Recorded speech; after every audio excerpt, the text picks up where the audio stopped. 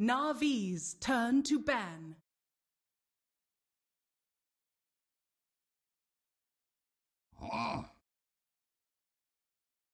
Alliance's turn to ban. Navi's turn to ban.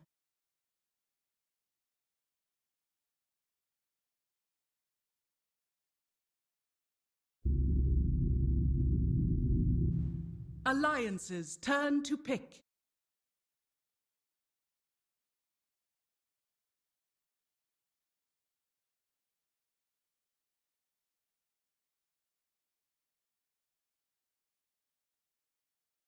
Ten seconds remaining. Dark Seer. Navi's turn to pick.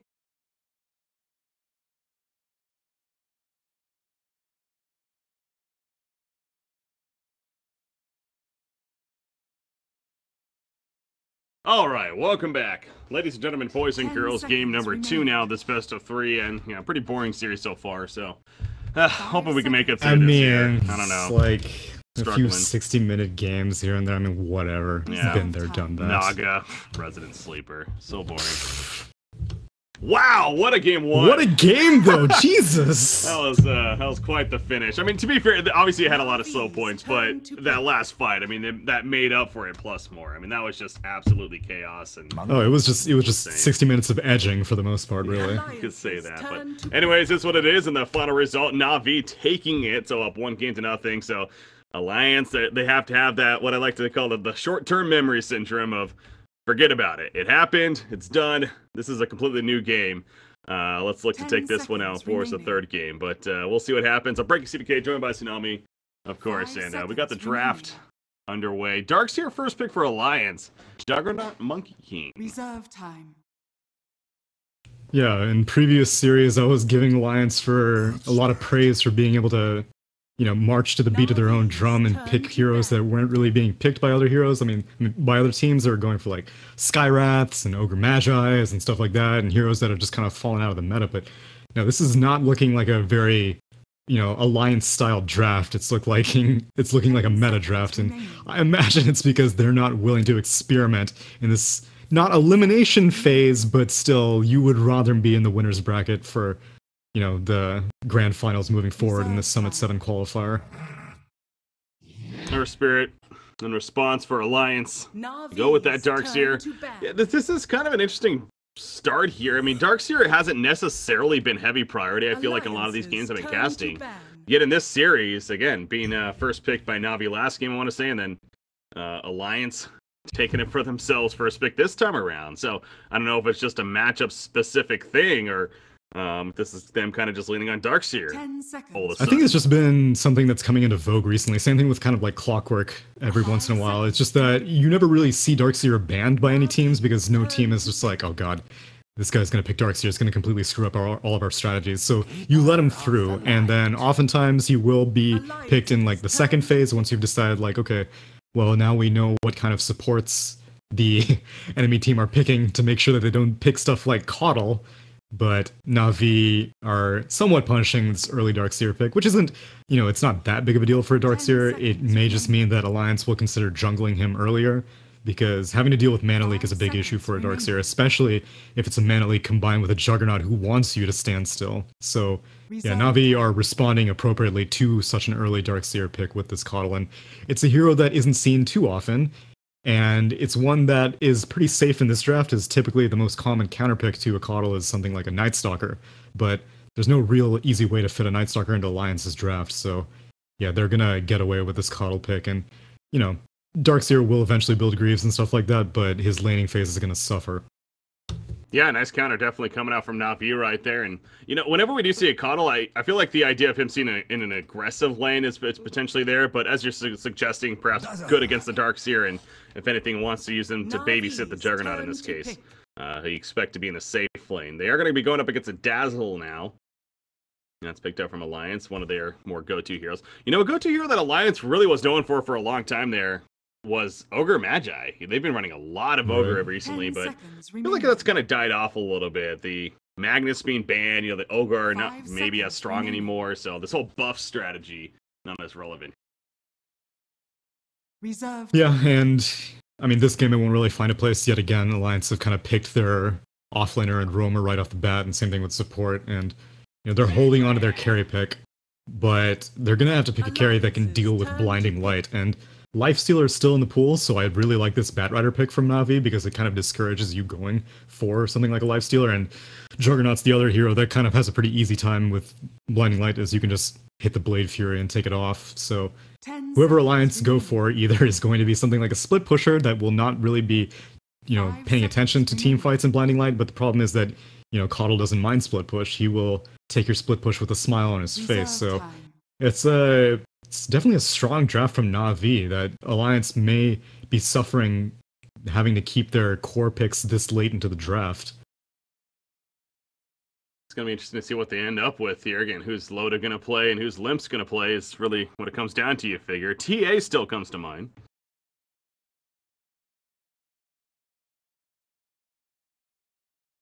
Oh, yeah.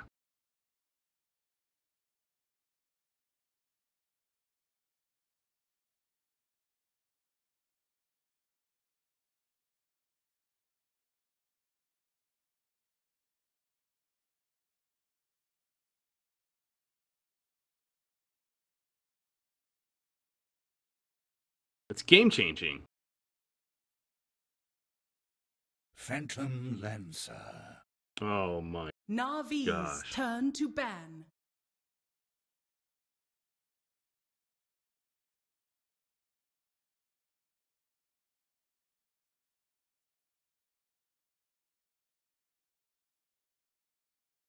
Ten seconds remaining. 5 seconds remaining.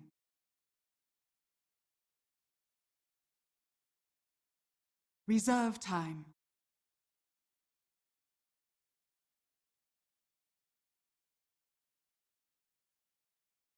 Yeah, just to suggest with that Phantom Lancer, maybe the positives that he's bringing. So I guess when it comes to just creating all those illusions, the idea that it could be taken out pretty quickly with the Batrider, with the Coddle, Illuminate spam, boundless strikes from a distance, a Monkey King. So it's kind of a give and take. Goes back to that idea here with the Phantom Lancer. So I don't know if I'm really sold on this PL necessarily, but I know it's a hero that Loda has tendency to play throughout history. Although I think if you survey a lot of competitive players right now, a lot of drafters even across the board, Phantom Lancer would be on bottom of tier lists for a lot of those drafters as far as carries go. I feel like. So I'm a XPL spammer, but I hate it when this hero is picked in competitive because it just never really seems like you will watch this Phantom Lancer go into fights and just not deal damage because it's mainly a product of Diffusal Blade just getting massively nerfed and illusions in general getting massively nerfed. So you have such a small window in which PL really becomes effective. And the comparison I give is, what does a PL do better than a Juggernaut? And the list is very short because he comes online later, he doesn't push as well because his illusions are much worse than what a Healing Ward provides in terms of, just sustaining an entire push. And, whenever you pick up items, Juggernaut seems to do better with each item. Like, Manta Style almost feels more effective on Juggernaut because of the crit. The Diffusal Blade almost feels more effective on Juggernaut because of the synergy with Blade Fury. So, I'm not a fan of whenever the hero comes out, but a lot of teams have been able to show that they can win with it, and Alliance are feeling confident with it in this game. That they are, and they're going to have to win with it right here to at least force that third game. Again, this is the winner bracket final, so worst case, get bounced down to the losers bracket. And actually, we didn't even... Phantom Assassin. Na'Vi's turn to pick. What the hell?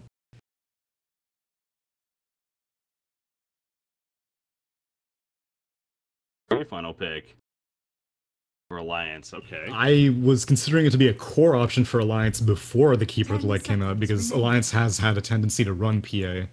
But, I don't know, PA really gets screwed by Coddle. Keeper, Coddle.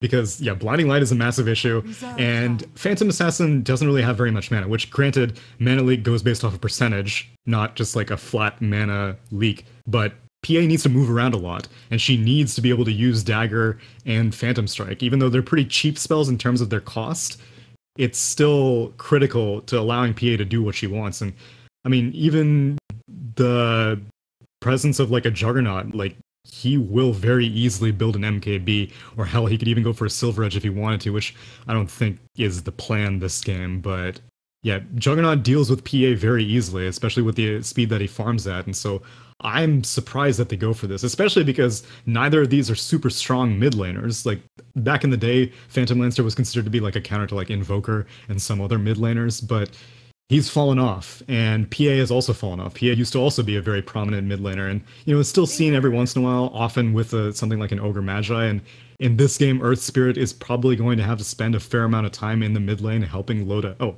okay. No, so they're actually sending Limp mid lane.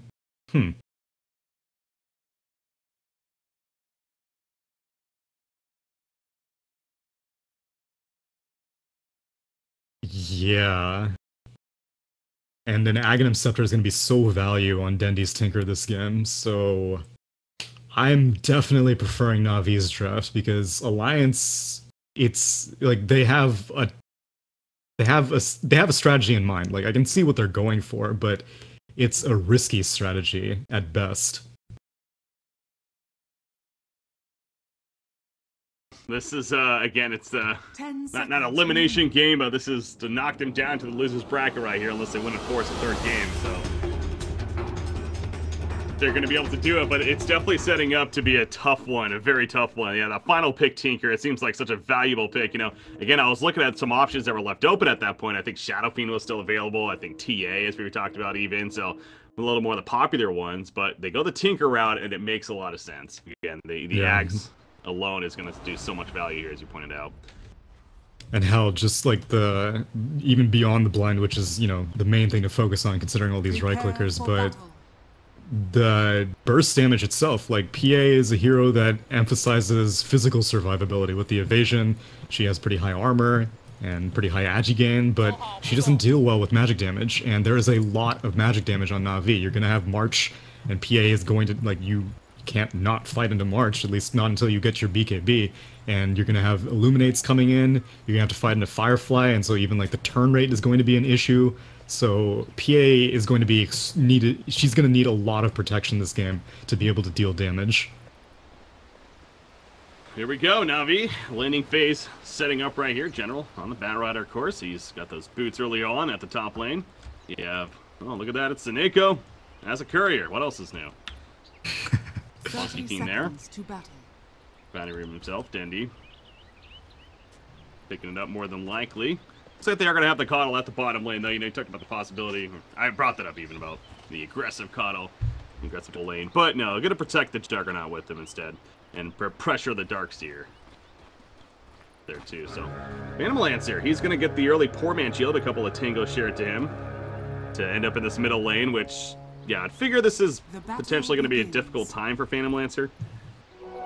Yeah, unless if Earth Spirit spends a lot of time in the mid lane, because Tinker's not a hero that can really deal with two people. He can deal with one person very easily, but if Earth Spirit's just in the vicinity already, the Tinker will be nervous because, Earth Spirit, actually, yeah, so Orb of Venom is on Handscan, and then Spirit Lance slows also quite a bit, and so that's a lot of damage that a Tinker will have to deal with. But right now, Earth Spirit is more interested in making sure that General gets shut down, which General has boots straight out of the base, so he's pretty safe, assuming he doesn't skill anything up, which, now that he sees the Earth Spirit, it goes straight into the Napalm, and Monkey King is here with Jingu.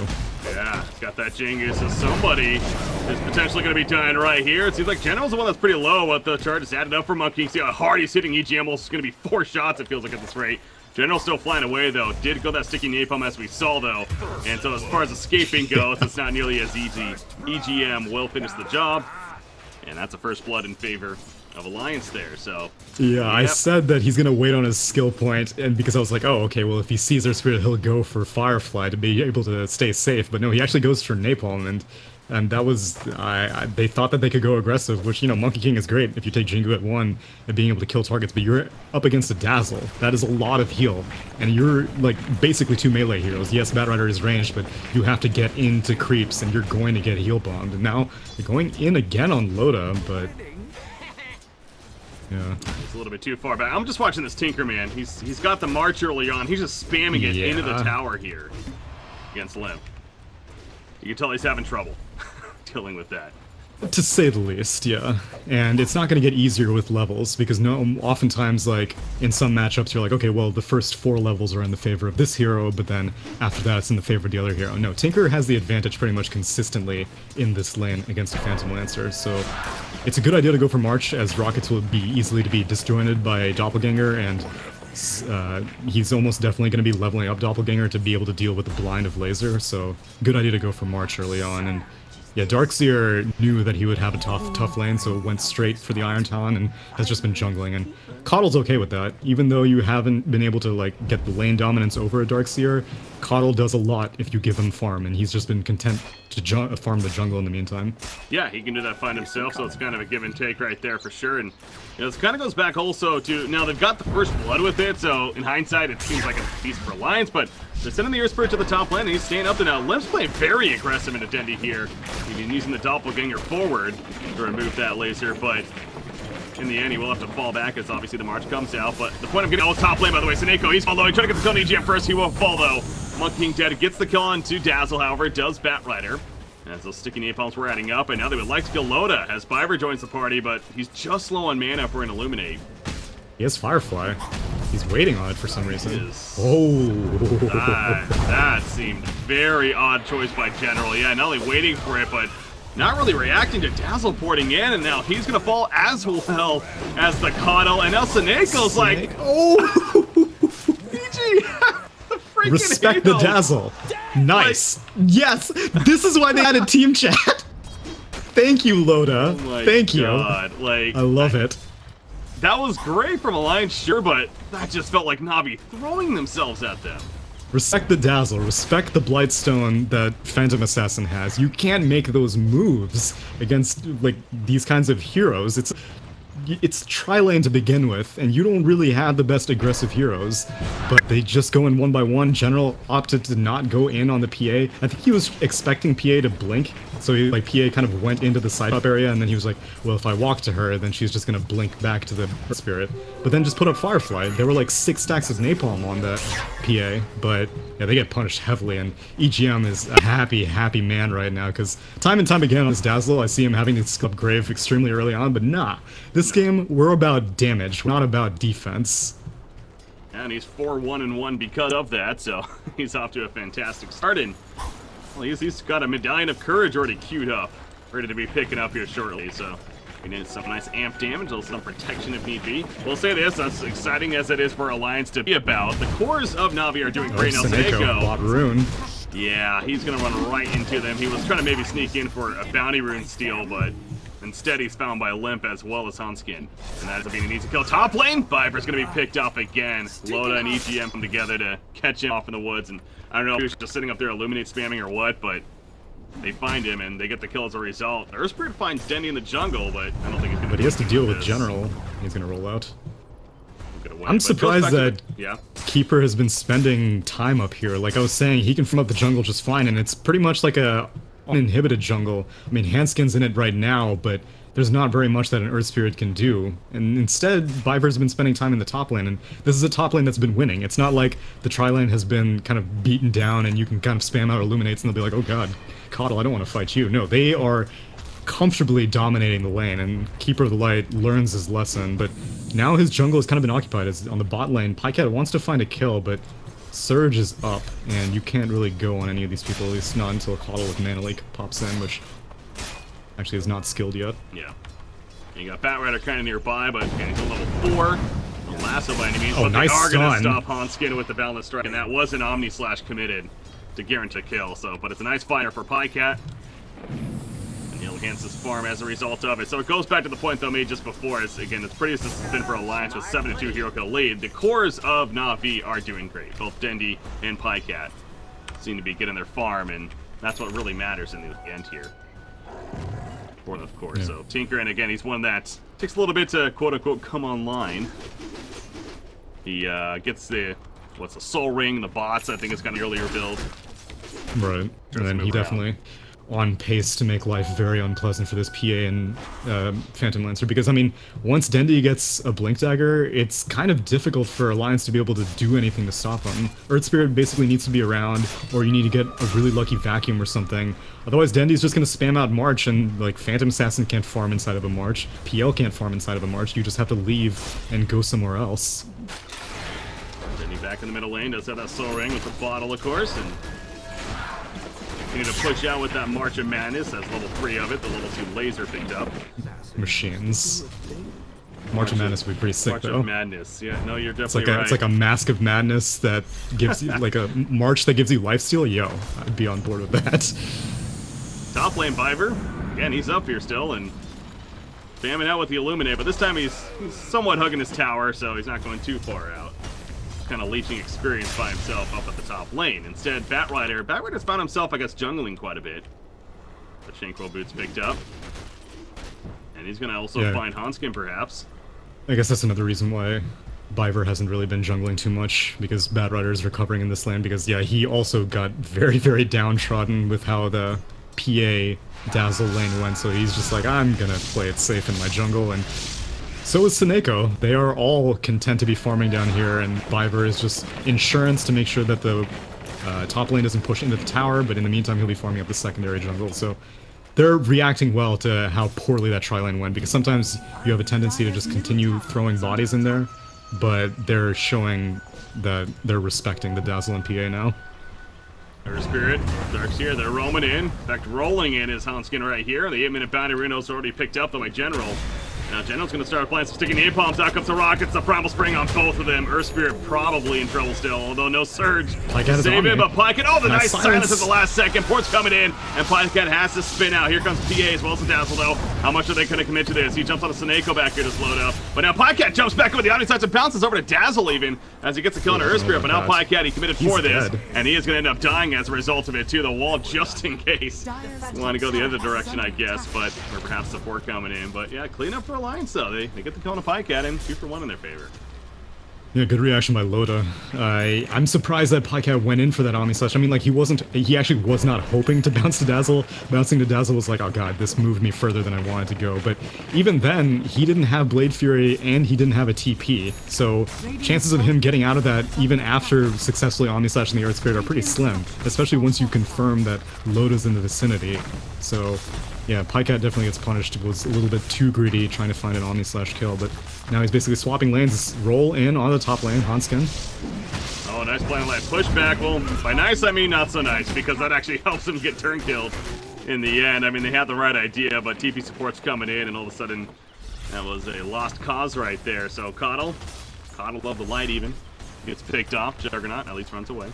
Seneko, he's got to be careful, because, yeah, Jonas a fan eating through trees over here. Doesn't have vacuum, unfortunately. Otherwise, he was pretty positive that Monkey King was in the vicinity, but he has to leave now. Gonna get Boundless struck? No! He kept canceling it. Trying to find the angle. He could not, though. The Darkseer is fine. But yeah, PA made this transition. Obviously, got the kill or two at the bottom lane. Now he's and the tower? The bottom, and he gets a tower kill. And maybe another hero kill. The coup de grace proc comes out. Perfect timing. That's RNG free, baby. So Loda with another kill, but now General trying to make them pay. If he gets this turn kill, that's going to be a streak stopper. And a nice bounty for the Batrider, and he'll get it. Nearly 500 bounty for General right there. But at what cost? Because Darkseer is running him down, but this is a very slippery battle. The vacuum's actually going to miss there. And now here comes Monkey King back into the fight. Meanwhile, EGM, he's going to have to deal with some beating to the face. He does not have Jellic Grave, you're right. So he has to kind of fight as the wall comes out, maybe trying to save Seneko. But it's dropping the hill. The damage is real, man. As it continues to what a brilliant wall. He puts down that wall, gives Dazzle yet another target to put some oh wait, top lane. Limp. Top lane, yeah. He has an Omni Slash, but he can't get it off, and the illusions are now spawned. He has to maybe use it defensively. He's gonna put up the Healing Ward. He's gonna try to limp away, but Pycat, it's not gonna be enough. Loda comes back in and finishes the job, and this game, it's a much different pace this time around. Very different. Alliance are basically comfortably winning all the lanes. I mean, mid was basically breaking even, but right now, Phantom Lancer has been showing up to a lot of stuff. Limp has been active around the map, whereas Dendi, much like last game, is content to just farm up the jungle and secure his items before he starts participating, which, you know, it's to be expected, but Tinker, he doesn't have BOTs yet. You don't expect Tinker to use TP scrolls and be like, oh, okay, let's go take this fight. But yeah, that's the advantage of picking a Phantom Lancer this early on, is that he's going to be active and he's going to be dealing damage, and hopefully he's going to be scaling, but right now Tinker has now completed BOTs, it just needs to be delivered on the courier, and this is when the game gets much more difficult for both of Alliance's carries. Batrider actually has a Blink Dagger. It almost felt like he was struggling a little bit. Radiant Jungle goes down. Yeah, they found him in here. God, they're just talking about PA being involved early on. Now with the Medallion enhancement from Dazzle, and I guess he's almost using defensively too in some cases. Oh, now Monkey King. We're going to run into Monkey King. Now Fort is coming in. Tinker nearby. Boundless Strike trying to stall this if anything. Coup de grace proc's not really coming out. Not needed though, although Denny wants to make them pay. A lasso on a Phantom Lancer again. I think it's a nice three stop right here. They drag him out of range, you're right, but the rockets will connect actually. Those are some long range rockets. And Hanskin, don't think he's getting out. Click. Oh my god, he does get out some way somehow. Just in time actually. Over here though, now Juggernaut's chasing more. We've seen this happen a couple of times though, and it's kind of bitten him in the ass before, so Bycat, he remembers that for the time being, and he'll decide to fall back and say, oh, EGM, he's on the run. He didn't even get the ward. Oh, that's unfortunate. Rocket's just he's alive? Rearm. Oh, he's going in? He's actually gonna live. Bots. Well. Yeah, he's fine. Radiant's bottom tower is under attack. Yeah, this is I can't imagine how big of a smile EGM must have on his face, because like I said, he's never allowed to play aggressive, but they got this medallion early on, and PA is a great hero to synergize with Dazzle when you've got this early medallion. They invaded aggressively into that Radiant jungle. They scanned out Viper, who was just quietly farming away in the secondary jungle of Invade, and they were like, screw it, let's go for more. PA does get punished in the end, but not before killing off the Monkey King in addition, and you know, it is a bit of a setback to have your carry die like that, but in the meanwhile, Limp is farming, so as long as one of the cores is creating space and the other core is taking advantage of that space, life's good for Alliance. Yeah, Monkey 7 deaths, jeez, at 13.5 minutes. Has not had a fun game so far, but you know, Pycat I'm actually almost kind of impressed by, but the fact that he's on top of the net worth charts despite him dying a couple of times, and seems like, you know, he's been getting kind of position, but he's obviously been farming like a madman here when it comes to CS especially, and that's up where the net worth him and Denny are in fact continue to be on top of the net worth charts despite all this action that's going on in the 14-5 lead here for Alliance. So that's definitely still good news for Navi, so you can't be too intimidated by the hero kill score once again. They're going to try to catch Darkseer here. Somewhat of a blind jump in from Batrider, who misses as a result. Unfortunately, Batrider has subpar nighttime vision, so not really easy to spot targets out when you don't have wards down, so Yonasun fan gets out. And I believe that was the debut of the Blink Dagger on Batrider, so you would have hoped to get a little bit more than that, but you'll have more opportunities. No, I think he used it actually on the previous fight with the PA diving. Oh, there, right, you're right, yeah. I knew by now, but yeah, Pycat's still going. Again, he has the march here to assist. So running in with an Iron Shell, wall comes out, but Pycat just spins away. Over the Polar Smash connects. Beautiful land right there. The stun is being used. Here comes the Boundless Strike into the Wukong's commando. And the Omni Slash Baltron gets the kill on Erispear, but now he's in somewhat of a bad spot. No, he has plenty of teammates here. Darkseer will get picked up as well as the 2 secure. The Rocket spam now coming out as Denny's here as well. On the Tinker, and again, the Alliance have to pretty much cut the losses there. Fall back. Yeah, they successfully deny the tower, but they do lose 2 heroes as a result, and Lasso does eventually connect, so at least Phantom Lancer and PA survive. PA really wanted to go in, and they were weaved up for quite a while, and so if Loda managed to get a crit dagger, would have almost certainly been able to kill off the Batrider or possibly even the Juggernaut, but not lucky this time, but they will try and continue trying as now EGM making his way towards the Talisman of Evasion to finish out the Solar Crest, so definitely not the fun that we're used to seeing on EGM Dazzle. And not the skill build either, still 0 points in Grave, which I love it. I'm so happy to see it. I would have probably put more points in Shadow Wave as opposed to the Poison Touch, but I guess the potential to stun may be more important to... Whoa. Yeah. Half a second late there for the vacuum. Just not enough. But you're right, it's and again, it's as a Dazzle player myself, like, I'm with you. I love seeing this aggressive because a Dazzle that gets these earlier levels, and is he going to max? Oh no, he does get the 1.9 shot. Like, I was going to say it's going to max out even the Poison Touch, but level 3 is good enough value. And with how much action this game has had so far, and it's also a nice another catching tool for the Tinker, even, you could argue. So there is that aspect that it brings as well. And again, it's already a team that's maybe struggling a little bit to really catch this Tinker, as they don't have the strongest crowd control, as we were stressing from the beginning here. So in that sense, it makes sense, but yeah, now he at least has the 1 shell of Grave, so that for the saving tool if need be. Phantom Assassin has a Desolator in the works, and it's coming out pretty nicely here. And might want to go in. Season Illuminate, but Biver immediately starts TPing out, so he's going to be safe. Handscan might go for a kick. No, I'm just going to go for the roll. Yeah, and then there's so much minus armor on the side of Alliance. I mean, they don't have anything like a Vengeful Spirit on top of it, but Weave, Solar Crest, and Loda's going to have that Desolator completed. These supports are going to have a very unpleasant time. Like, Keeper of the Light is not going to feel safe. He's working on his Aghanim Scepter, but he's a long ways away from it, and so until he completes that, he has to get close to creep waves to farm it and get experience from them, and so he's going to have to be protected by his team, otherwise he's just going to get insta-gibbed. I don't know what they're looking for down here. Fat Rider and Juggernaut are kind of hunting throughout the jungle down here. Maybe somebody was here and they TP'd out, but I think they're like preemptively carving out a path for Dendi to blink into. Because Dendi has this Blink Dagger completed. Oh, but General... oh, wait. Oh, no, it was Radiant team. Yeah, okay, well, I don't know what they were doing down there. Yeah, that's true. Now, okay, Pycat, he actually does switch it up. So, for a second there, he actually had the Battle Fury queued up. And that was going to be interesting if that was something that's perhaps even on his mind. But he is going to go more of the Mantis style instead, definitely much more traditional. But is there a reason you can see Battle Fury actually being picked up and useful here, or would that just be necessary? Yeah, it was the same reason why I thought that Juggernaut would go for an early Maelstrom. He wants to be able to clear out these illusions from PL, because PL is now Diffusal Blade completed, and yes, Diffusal Blade did get nerfed a lot, but PL deals 0 damage if you... oh, Lasso onto the Earth Spirit. TP support's coming in though, they gotta make this happen quickly. I don't think it's quick enough. Yeah, Monkey King whiffed and he's gonna fall right there.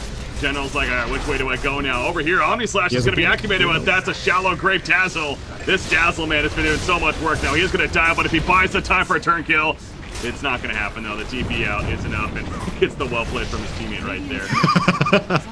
Yo, 4x streak ended on the Dazzle. That's damn well played. Yeah, nice bounty there. Ideally, they would have been able to kill off the Earth Spirit. Yeah, go ahead. Wait, yeah, they didn't kill the Earth Spirit. You're right. Wow, got out there.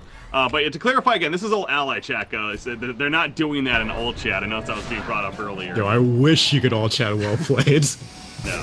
So, just and whether that's a bug or if that's maybe intended by Valve, like I said, it better not be a bug. It better be 100% intended. It would be fun if it's intended, but yeah, just to be really clear on that before people start calling out bad manners. But yeah, Juggernaut, man, this guy just continues to still dominate farm. He's 8,700 now. We're still on top of the charts here. And he is ending up going for that Battle Fury. I don't know if the Mantis style was... no, I guess he just gave up on it because it's not on a courier or anything, so... no. Finishes off the Yasha, was deciding, hemming and hawing between Mantis style and Battle Fury, but ultimately we'll go for it, which, you know, reports of Battle Fury's death are greatly overrated in my opinion. The item is still good. If the item wasn't good, then Anti-Mage wouldn't be a hero anymore. And they're actually going to go in for Roche right now, which is ballsy, because Alliance want to do the same thing. This is so risky. Yeah, big fight breaking out right Alliance here. are like, why did our smoke just pop? All of a sudden, Doppelganger away though from the Phantom Lancer. He's actually scared himself. Dazzle is going to be pulled in, so no Shallow Grave Friend this time. Wukong's man, a great placement around the Roshan pit. That's going to zone them out very effectively. General wants more. Nox jumps man into the Wukong's command, and Darkseer is barely going to get picked off right there. He almost had the chance to get away, but wasn't to beat. Doppelganger away from Phantom Lancer, but Hanskin's also going to get picked up. The 1-by-1 syndrome is real on Alliance. They end up losing 3. What looked somewhat scary for Na'Vi ends up just being beautiful. I think it was like an awkward situation in which you like walk in on someone in the bathroom or something like that, because Alliance, their smoke popped and their first thought was, oh, Monkey King must be on a tree. That's why our smoke popped. Their last thought was that they must be roshing right now. And so they walk everywhere but inside the pit. And Bat Rider fireflies up and he sees all of Alliance and he's just like, oh god. Yeah. Dazzle immediately gets lassoed, he goes down first, and then Alliance are like, oh man, we were not expecting this positioning. They tried to back off, but yeah, definitely suffered from some single file deaths, and at least they stopped the Roche attempt, and they can go for it themselves now, but still, it's risky for even Alliance now, even with Roche being at half HP, as now General is scouting it out. And Na'Vi knows, they have vision also just below it, so they 100% know. Denny comes back in, and he's ready to fight. He has an Angel Lens, by the way, so extra reach coming out for him. The laser is going to be used. Limp has the Doppelganger away. Pycat, he lasered Roche. He thought about running in. Roshan's evading on the outside. He'll finally go back to his lair right there, but Coddle is picked off elsewhere. They're really spread out here. Loaded, they get him off from the top here. On the bottom. fight itself was happening. But Roshan, he's confused, man. He's like, you guys want to fight or not? I just want to go home. Yeah. Poor Monkey King. Batrider is burning down all the trees outside of Roche, and so he can't find a good opening. And the Roche is going to go down. Alliance are going to take it. They're waiting for it. Going for this. Nice bounce out. I want to make this happen, then doesn't have a Wukong's command. The rocket's coming out. Lotus dropping. Doesn't get the Aegis. He does, so he's going to have to activate it right away as the Omni-Slash bouncer out. But now Pycat, he's silenced out. He can't get a spin off. Not enough mana for it anyways. He'll end up falling. He just got his Battle Fury too. So no buyback to be had if it... And EGM right fighting against General in the top, and he might die to this Flamebreak DOT. He does. Yeah, he's going to end up falling himself. So he's the only victim, though, other than the Aegis use, as they kill Monkey King and Juggernaut. So it ends up being a pretty crazy Roshan fight after about a good minute and a half to 2 even. But does Alliance really come out on top there, though? I mean, yes, they killed Juggernaut, but the Aegis being burned right away, they needed something to really enhance them, I feel like, and it's kind of like neutral, if anything. Yeah, it's pretty neutral right now. The main thing is that Tinker died, and so if... Oh, wait, no, Tinker didn't die. Juggernaut died. Okay. Well, then I'm considering that to be an advantage for Na'Vi, because without the Aegis, like, you see how Alliance are playing so aggressively. They want to be able to have a license to do whatever they want, and they're smoking up, even though they don't have the Aegis. They want to continue finding kills, and Na'Vi are just sitting back. Now, Pycat might get spotted out here if they go south, which EGM is starting to motion that way. And he sees the Juggernaut. Yeah, he doesn't have a TP, so he needs to bolt. They're not going to die this, though. That'd be risky. Loda. Loda's diving in. All right, they are going. So about that risky talk. The boulder smashes early. Batrider jumps in. He's looking for a lasso. Flame break backwards, gonna maybe get loaded. No, he can't. EGM knows caught. Boundless Strike on 4. Actually, Wukong's command comes out, and now EGM in trouble. He's gonna pop the Shallow Grave. He's dead. It's just a matter of how long it takes. See Hanska sitting from a distance. Lotus still wants to go in, maybe, but he's throwing out those daggers. Not going to matter. Now they run back in. Though the vacuum. The wall was a little late. Blinding Light pushback as well. And somewhat of a scattered fight now. Soneko, he's surviving the backline. Fiber will be picked off, but the lasso catches Loda, and he's going to be burned down by Denny right there. The rocket laser combo. But now Denny's in a bad spot himself. He's being gone on by Phantom Lancer, and he too will end up falling. Boundless Strike cannot save him, but now it's actually Alliance is the one that's on the run again. So the back and forth battle is real. The Primal Spring in. Jonathan Phantom will be picked off. So they killed Denny at the end of it, but that seems so ambitious from the beginning for Alliance, and the numbers work out for Na'Vi. I felt like they almost thought that they still had the Aegis on Phantom Assassin, because they had the right idea by, I guess, baiting out some TPs at worst. They, you know, were intimidating the Juggernaut. He retreated deep inside the jungle, and then once a bunch of TPs came out, then Phantom Assassin was like, alright, I'm content.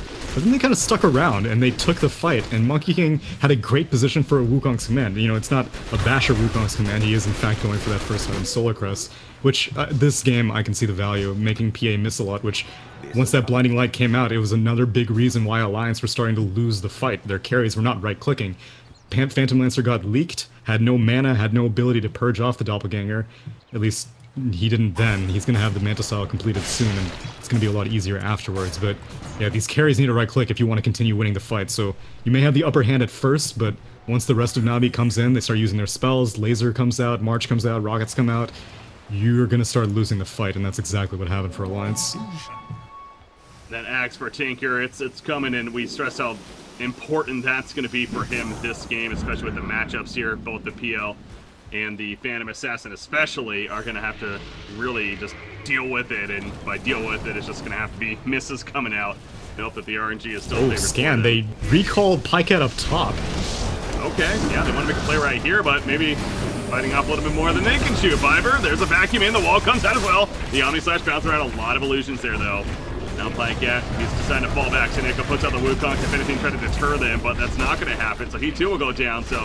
Yeah, Na'Vi had a game plan there. Unfortunately, they did not do the correct math in terms of how many players were there for Alliance. And they get turned. Well, either that or they were like, oh, PA's not here, we can probably take the fight. But Phantom Lancer is, you know, you have the Battle Fury on Juggernaut, but it's not really enough right now. Phantom Lancer is tanky enough to be able to survive the initial burst that his illusions will continue messing up your Omni-Slash, and so they went in aggressively with that recall, so it definitely was not a mistake. They had an objective in mind, but Alliance were in position to punish it. And he's pushing out the bottom lane, though, but yeah, Phantom Assassin is mentioned. He's was pushing that out himself, and gonna fall back as Tinker comes in, though. Dazzle, so we mentioned how fantastic start he had. Allowed for that earlier medallion and they made use of it even.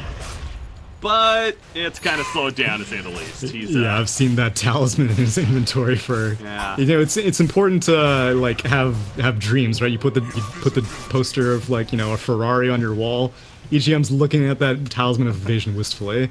The window for its effectiveness may be, you know, dwindling down, which Solar Crest is always useful, don't get me wrong, but yeah, it would have definitely had a much bigger impact earlier on. But right now, Vision is the name of the game, and EGM, being the selfless player as he is, knew that he had his fun, and it's time to come back home. Earth Spirit scouting out. He's gonna get some good information right here. They did see Juggernaut nearby, but Juggernaut actually just goes to jungle. He doesn't even realize how close he is to perhaps a fight breaking out right here. The good rough rock with the dagger. Doesn't really feel too much of it though, but they did get Monkey King actually. I believe they cut him down. Yeah, Juggernaut was a little bit too difficult, I guess. Either that or they didn't feel confident with how much time it would have taken to kill Juggernaut. Otherwise Tinker might have come in or something like that, so they go for the easier kill and they're just bullying Seneko time and time again. He's just trying to help out his team, but Alliance are not having any of that, and continuing to shut down the Monkey King is a big deal. Like I said, he's still going for the Solar Crest thing, and that just means that the Basher is even further and further and further away, so it makes sense to continue bullying him. Phantom Lancer, that Manta to go with the Diffusal. Again, a very core build on him. Now has that BKB being worked on. They're trying to catch Tinker, but again, just a hopeful vacuum is going to miss. And so Tinker will go elsewhere. Highcat in general, smoked up, invading.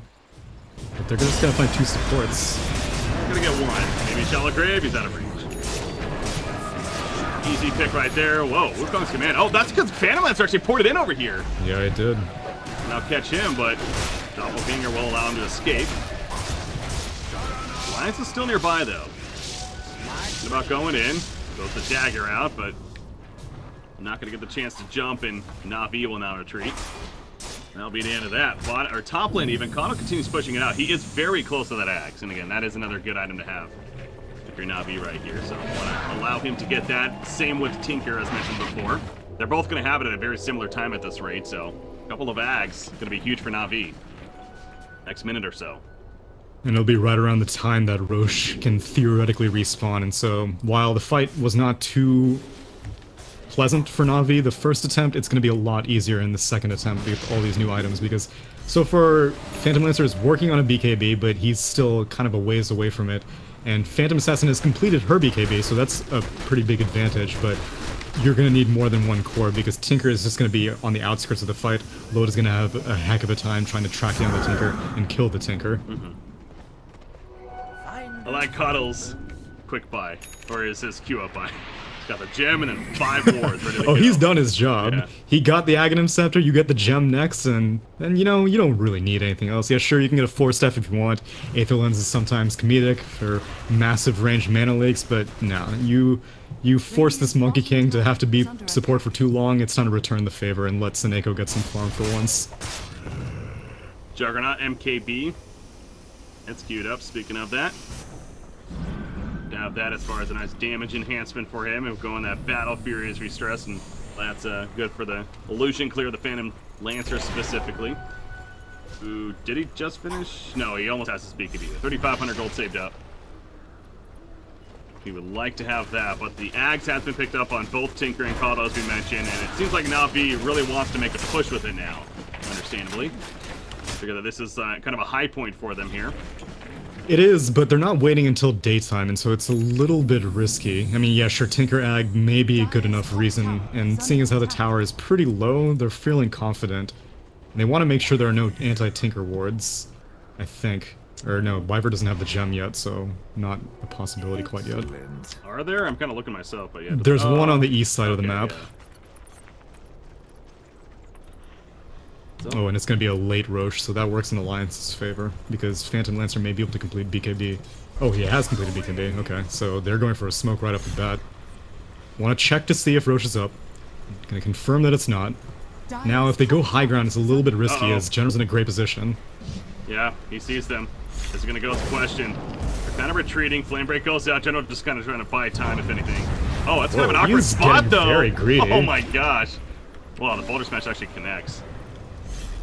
But he's distracting them quite a bit. He's going to TP here, and yeah, he'll be good. Oof, a little scary. He actually TPs to the top tower, so because the team's actually going to keep pushing, so yeah, he's going to be able to rejoin them now. And they have this ward. They know the smoke is down, so they see Loda running around. The rest of Alliance are in the back, and Wukong's command coming out on the side.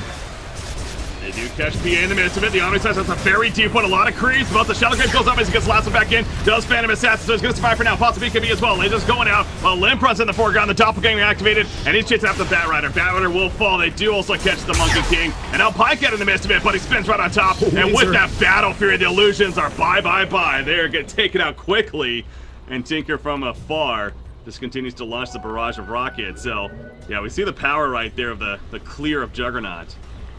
But Phantom Assassin, I mean, he was out of that fight really from the beginning, despite them not killing them. And yet, it was still 2 for 2. I don't know why Na'Vi wanted to take that fight at nighttime. Like, it was just a few more, maybe like 30 more seconds until it turned to day, but they were feeling very, very confident. And at least now Biver has the gem, so they're gonna systematically start deleting all the vision, and this is a critical time to do it because Roche just respawned. So Na'Vi have all the cards to be able to take this Roche if they want to, which once Batrider comes up, they're probably going to start motioning as a lot. Oh, wow, they actually find, oh, that anti-Tinker War paying dividends. Pays off, and that might give it away that something's there perhaps, but they do get the pick off. I fortunately missed the catch right there, but he's going to be dead for 50 seconds on the Tinker. And that's an opening for Alliance, kind of, but at the same time, they're going in for Roche.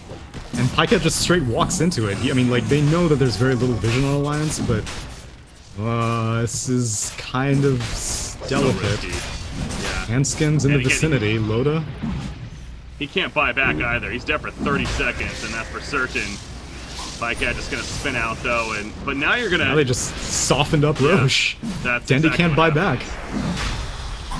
And there's no way they try to, I mean, well, maybe they are. Who am I to say that? Monkey King, yes, they're going. BKBs are popped. Pycat, he says Omni slash time. He goes right in. They're trying to get the kill first. Who got it? It looks like Loda picked up the Aegis. Reading got the kill, but Loda picks up the Aegis. They get the turn call to Monkey King, and Pycat trying to spin out now, but it's just too much chase, too much damage. Double kill for Limp.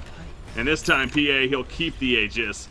That was a huge mistake from Na'Vi in a couple of ways. Middle tower is under attack. I can understand why Na'Vi are playing like so like rapid fire. They're like, oh, we gotta do this, we gotta do this. There's no time to just wait around because they don't really have the way to outcarry a PA and a PL. But you have to be at least like, you know, you have to show some discipline whenever you're going for these objectives because like they went for that tier 2 top, they didn't wait for daytime. They went for this Roche attempt, Tinker wasn't up yet. You can wait a little bit to guarantee these victories and guarantee safety, but they're playing as if like there is a time bomb ticking, which it's not like, you know, there's a Naga Siren or Terrorblade or one of these ultra late game carries, which PL, oh, Lasso onto, yeah, he's not gonna be able to find that kill. BKB popped and Blink Dagger away from Batrider to prevent the turn actually. So, you know, it doesn't end up being any, but I'm totally there with you. Yeah, it's Na'Vi that you can tell they're almost a little panic mode here at this point, despite not necessarily needing to be there, at least just yet is the ultimate factor. But, I mean, MKB now picked up on Juggernaut, so he really is going to be hitting very hard here in these future fights. But I'll say Dendy, Tinker, you know, his overall net worth, it's actually 4th in the game and hasn't really been the most pretty here for him, so a little bit behind perhaps, but he is working on that scythe and that massive lockdown that brings, of course, with the rearm especially.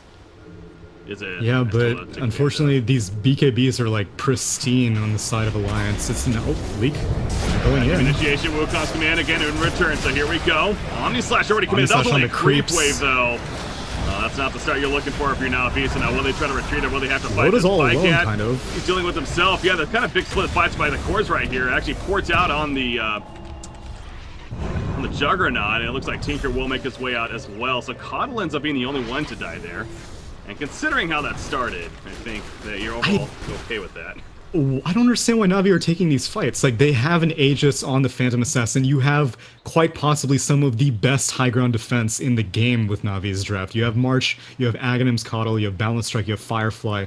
What are you concerned about if Alliance finally start approaching your high ground? Like, why do you need to take these fights that are so risky? They didn't even have the best vision. Like, yeah, sure, it's daytime, and so you can see what's around Caudle, but that means Caudle has to get in the fight, and that means Caudle died in that fight. So I don't know why Na'Vi are playing so panicky. Like, I feel like I'm like giving them too hard of a time, but there's no real justification. Oh, it seems like, and I 100% agree with what you're saying, and perhaps again just getting caught up in the moment right here. They're the ones that do have the fallback in the sense of worst case they lose this game, we go to a game 3, but you do not want to give Alliance that chance right here. Like to close it out, of course, but they've had trouble doing so in this game, and Alliance is getting more and more ground as a result of this Phantom Lancer. Yes, we kind of talked about it at the beginning when they drafted him in the first place. Overall, you know, this hero's seems like a weak hero in a lot of ways as far as comparisons to others, but as you're kind of hinting at too, when it comes to the late game with the items, a full-slotted Phantom Lancer is scary to deal with. So, and this is a Phantom Lancer who is also building up like relatively tanky. He's actually going for a Basher next, and you know, as it is, BKB is somewhat of an infrequent item on a Phantom Lancer, but he definitely needs it this game. And same thing with Basher; it's kind of infrequently seen on him. Like typically, you see, you know, like Mant style into Butterfly or Scotty or other items like that, but he knows that Loda's going to be dealing enough damage. He just needs to be able to stay in the fight, make sure that Tinker isn't able to just bounce around, Blink Dagger around. He's just going to follow him around with Phantom Rush and keep Dendi under wraps. And so I'm liking Limp's build this game because he is able to create space for Loda, and that's what I was saying at the beginning of the draft. This PA is going to need her team to enable her, and Alliance are doing an exceptional job at that right now. Bit of a strat pause coming out on either side, taking the time here. Talk about what they want to do, what they want to do to adjust to this here. Here we go, though, the bottom tier 2, it's going to be pressured and eventually kill it off. Backdoor protection is up, actually. Eventually. It's a little more difficult, but they're eventually going to get it. And they still have Aegis for a good 2.5 minutes or so, and so, yeah, every single time I think that Alliance are going to threaten high ground, they never do, but they're gonna back off. There's still, like, there are free towers to claim in the top lane, so no rush. Now the levels start adding up, taking a look at the talent trees while we're at it. Juggernauts, pretty boring overall, but 100 health, 20 attack speed, 8 total stats. Dendi, he's gonna be level 20 soon, and he has a choice to get that cast range with a magic resistance. I think cast range. Oh yeah, definitely. There. He needs to stay as far back from the fight as possible. Battle Rider. Phantom Lancer, he's not one we can see often, so that level 25. Oh, top lane, by the way. Top lane? Hanskin? Oh, man, Juggernaut is screwed. Yeah, Manta Stell. Get off the magnetize if anything, but he doesn't have Omni Slash yet. He doesn't even have spin. He's just trying to walk away with the healing ward. Can he maybe spin off now? He can, but he took so much damage at the last second. And he will eventually get picked off. So another pick off on a Pycat. He's dead for 75 with no buyback here. On the side of Na'Vi. And see, like, this is another situation why I don't really like Solar Crest first on Monkey King, because, like, Monkey King was in position the entire time, and I'm not saying you win a fight if you throw down a Wukong's command, but it definitely discourages Alliance. Whenever they see a Basher Wukong's command, like, you know Tinker can jump into the fight whenever he wants, and you're like, do we really feel safe going for this? But if dude just has a Solar Crest, which he put on the Juggernaut, yeah, it allowed him to survive for, like, another second or so. It's not enough to discourage fights, or hell, win fights, so Alliance take that, they take a tier 1. Still have another 40 seconds or so left on this Aegis, so I don't think Na'Vi are going to contest this without their Juggernaut, and Tinker's not in a good position to lay down marches. It's nighttime, so even Caudle's afraid, and wow, Hanskin's going in. He rolled a little too far right there, but you know what? He actually ends up finding Dendi and pushes him backwards, so you get the easy tower kill, and they're going to be satisfied with a couple of objectives taken there. Well, Juggernaut was dead that whole time, of course, so he's back up in about 15, but again, damage already done, definitely, from Alliance, and you can kind of see that Phantom Lancer getting more and more room here. Oh, Blink Dagger, okay. Yeah, he does go instead of the Basher. Well, I mean, wait. Oh, and the Basher. Oh, okay. Oh, wow, so and he has another 3k gold, so he's gonna have Abyssal very soon also. Damn, Limp has been farming like crazy right now. He has been. Yeah, so Tinker is going to have a very unpleasant time, and this is what Alliance need, because like I said, Na'Vi has some of the best wave clear in the game with the heroes that they've drafted, and so if you're able to shut down the Caudle or the Tinker, immediately high ground becomes that much more easy to siege.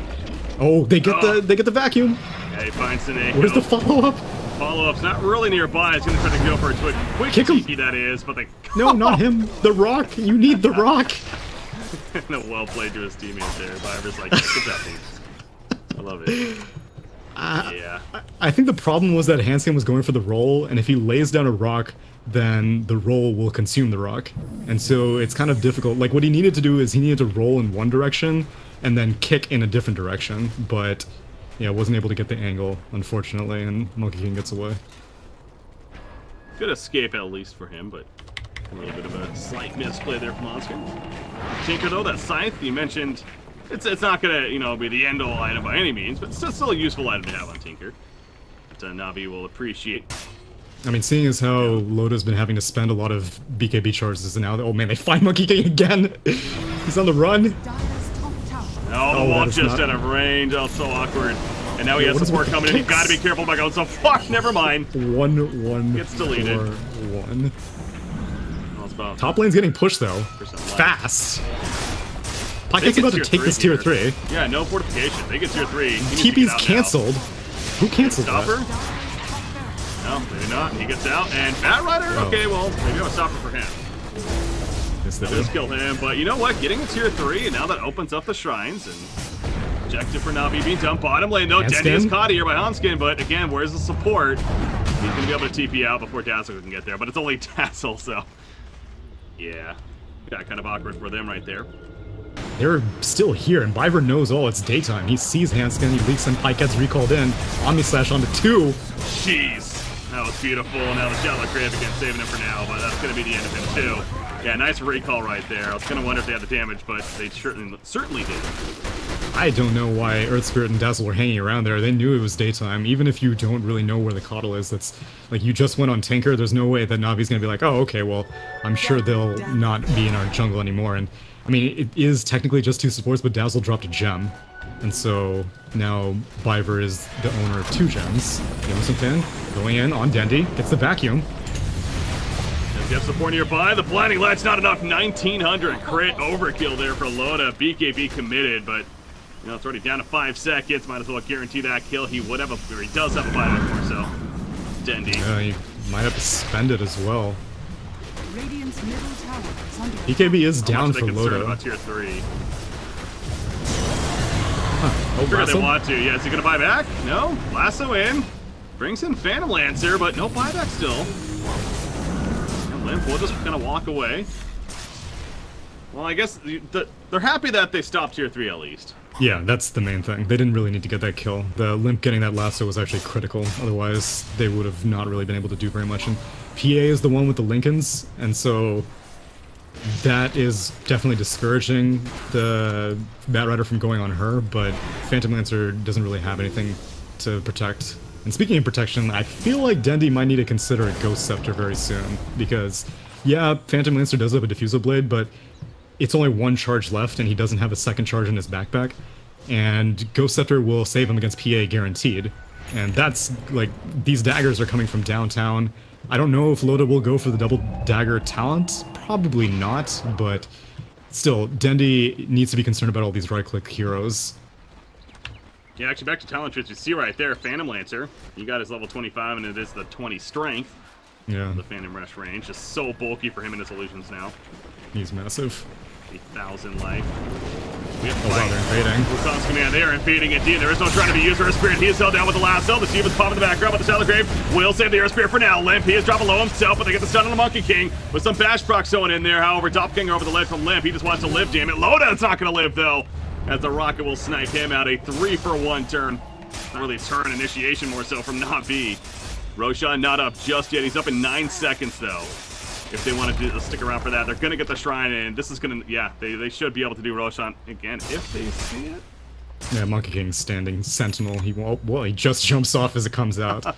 That's a damn shame. Well, Coddle may come by, but they're going to push the tier 2, or rather, Pycat's going to push the tier 2 while General inadvertently creates pressure up top. And they can go back for Roche. There's no real rush. The shrine has already been taken because of that earlier push of Pycat. They were able to open up shrines, and now it's difficult for Alliance to contest this. Loda's down for 40 more seconds with no buyback. And there's the level 25 talent, 20 agility, picked up by Juggernaut, who does have the butterfly. Another 2,300 gold even on top of that. So yeah, this is going to be a free Roshan for Navi. And Nice little arcane rune here as well. Pick up, maybe Dendi to get it, or... I would think Dendi. He doesn't have BOT2s yet, so... Yeah, I guess... Bat Rider will take it, okay. Somebody pick it up, so give it to him. But yeah, Phantom Lancer, that Abyssal Blade is huge, but yeah, that was just a great initiation from Na'Vi. The go mentality, the all 5 were there, and they figured they had the jump, and they did. On Alliance. So they catch them off guard, and they take the Aegis as a result. One of the few times that Na'Vi has been able to actually successfully initiate, because all of their past initiations, like, they've been initiating nearly every fight. It's just that they haven't been winning all these initiations. If they find Seneko, oh my god, that anti-Tinker ward is actually an anti-Monkey King ward. Seneko is going to die. Double the value. Double the value. He's dead for 60. No buyback. And it's nighttime, so Coddle isn't too useful right now, but he still will be able to keep this wave pushed, as no one in Alliance has built a pipe yet. Darkseer is probably the most traditional hero to do so, but instead he's opted for a Lotus Orb and Blink, and I definitely agree with the Blink Dagger. The Lotus Orb, I imagine, is just to be able to purge the mana leak off of someone else. He has the Greaves and the Lincoln, so yeah, they really don't want to have to deal with mana leak, and obviously, like Laser, it'll be able to purge off Laser as well, so a lot of value in all these reflecty and purgy items. Aside from Tinker, level 22 now, he's up here with Pycat at the top lane. Look at that Juggernaut. Maybe almost going to try to bait him out of sorts, but that could be pretty risky if you do that. Let's see. Again, we know Na'Vi and definitely in strengths with their ult together, but they are doing this whole split push idea as well. And that's kind of proven to catch them a couple of times here, so I'm always a little bit worried when I say it. But I guess as far as taking a 5-on-5 fight, I mean, we kind of saw it at the Shrine area, but I think that was more of just they caught Alliance off guard. Right. Rather than... Yeah, no, I agree. Whenever both teams are kind of fully aware of where each other are, then I think Alliance comes out on top, because the name of the game is just tracking down Tinker. And that fight, they didn't really know where Tinker was, but Limp is fully equipped to just bully the hell out of a Tinker, and so... I'm honestly, I'm pretty sure he's going to be sitting on this last Diffusal Blade charge until he sees what Dendi, like, if he ever goes for a Ghost Scepter, because it could be game deciding if he's able to kill Tinker or not. This net worth graph is fairly entertaining. Steadily for Na'Vi earlier on, with a big dip for Alliance, and now we're back up for Na'Vi. Might go another way again. They spot out General with a few illusions. Juggernaut takes this tier 2. Fully initiate, yeah, just the illusions really. Pycat's still going. They smoke up. Going for a flank. Radiant has this ward. Monkey King comes down. He's going to be seeing Sapling Dagger, and a Monkey King going to be exposed. He'll drop like it's hot right there very quickly. And that's a cue for Na'Vi to get the hell out. They didn't activate any BKBs. Bliver's on the run. It's still nighttime though, so they can't see anyone. They're in a great retreat here. Na'Vi, and I think they all should be good. Viver, kind of the last one. He's good. Not even gonna go for it. Meanwhile, top lane, Pycat. It's like, yeah, I'm just gonna go top. Keep pushing that in. But they are gonna come in. And they cancel the recall. But no big deal. Stalling things a little bit. So. But clearly that's the game plan of Na'Vi, this whole split push idea between Juggernaut and Tinker.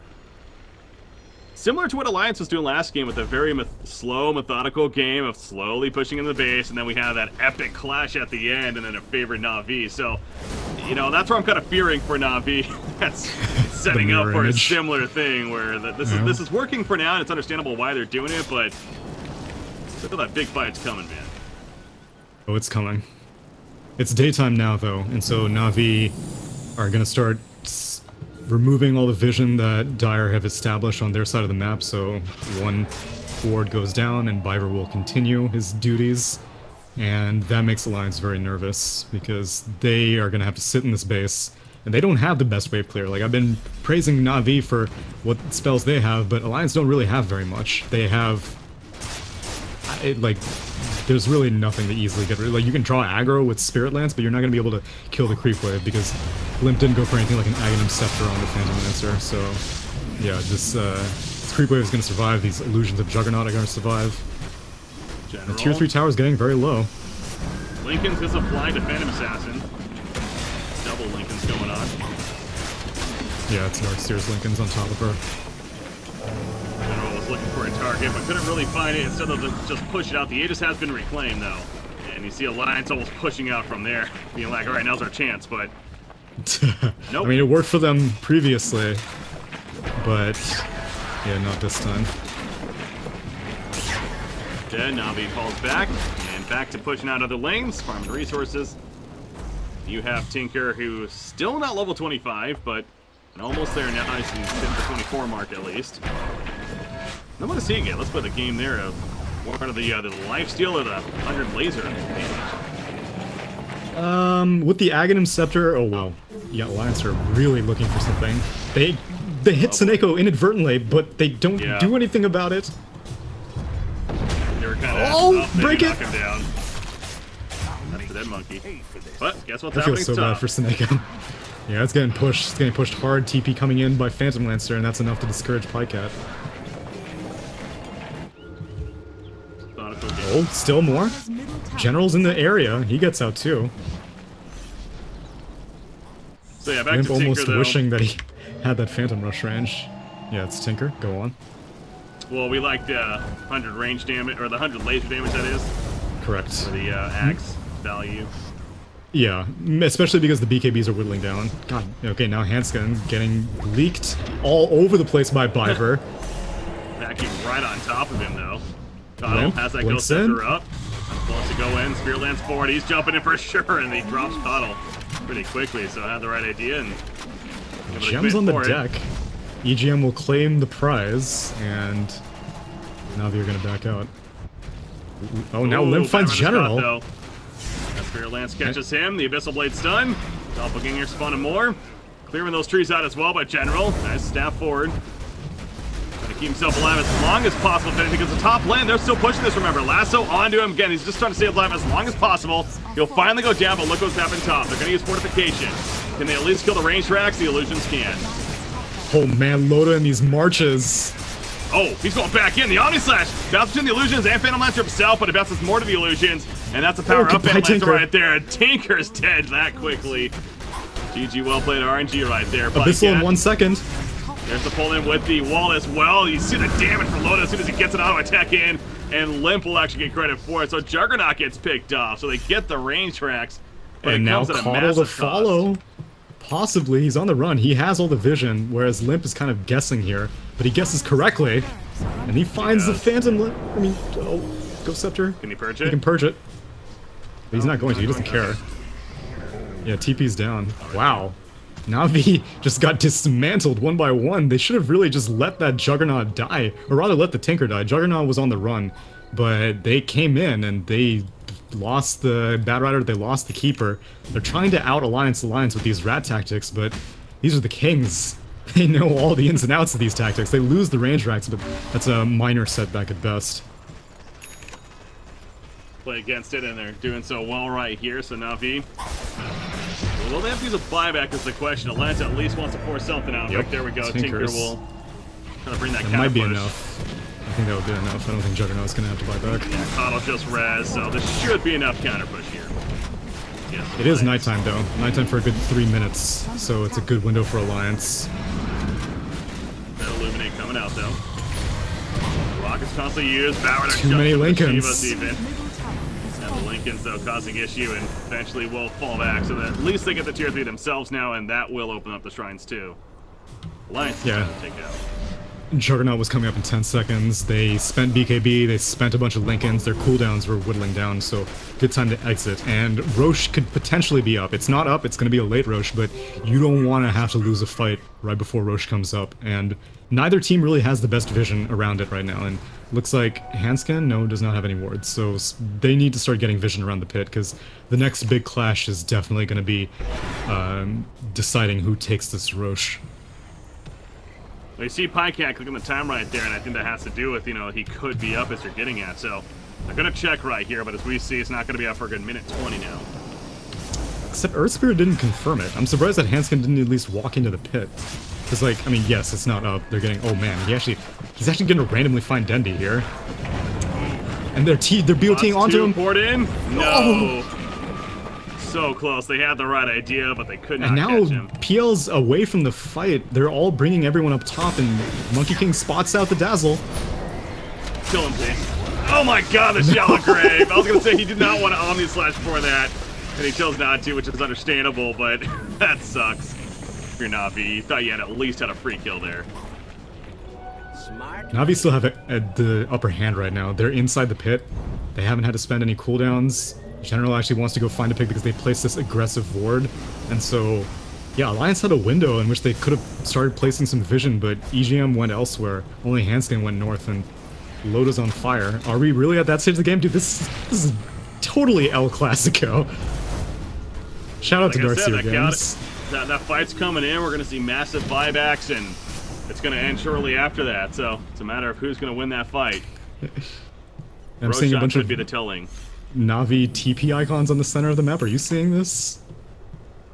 Like right here? What's that? Or not anymore? They're like a bunch of Navi teleport things. You're seeing Loda on fire though, right? What? Am I crazy? He is on fire. You're right. No, okay. that is happening. That's a little odd. Anyways, he goes in right here. Kills. Here we go. Here's that big fight that we're talking about. Wukong's command coming out. Loda's melting. He barely able to pin him strike to his teammate right there. They'll survive for the time being. The shallow creep also applied, but the last one on the back lines. It's catching him. It's locking him down. And down goes Loda for 98 seconds. And meanwhile, spread fight over here now. Hoska's trying to get away. Limp's actually running into Pycat back in to save him. Tinker's dead. Tinker did get picked up elsewhere, though. Where the hell was that? That was in the area right here. Yeah, near the shrine. Juggernaut was trying to save him, but in the end, Phantom Lancer was able to finish him off, and they are not motioning towards it. They don't know if... Oh, no, they do know that Tinker doesn't have buyback. Tinker had to buy back during that high ground siege, so... Oh, man, and Loda did take dual daggers. Hell yeah. So they're gonna go in. I think. Interesting. Well, they might, as you said, they know Tinker does not have the buyback, but this is a buyback Loda, so it's a little scary. For sure. Pycat is in a position to push bot heavy. He doesn't know where the rest of Alliance is, so he's kind of playing it safe, but they're finishing off Roche, and he's going to start sieging bot. Darkseer's going to come back to defend, as well as Glyph being spent, but Roche is going down quickly. All back over here, General.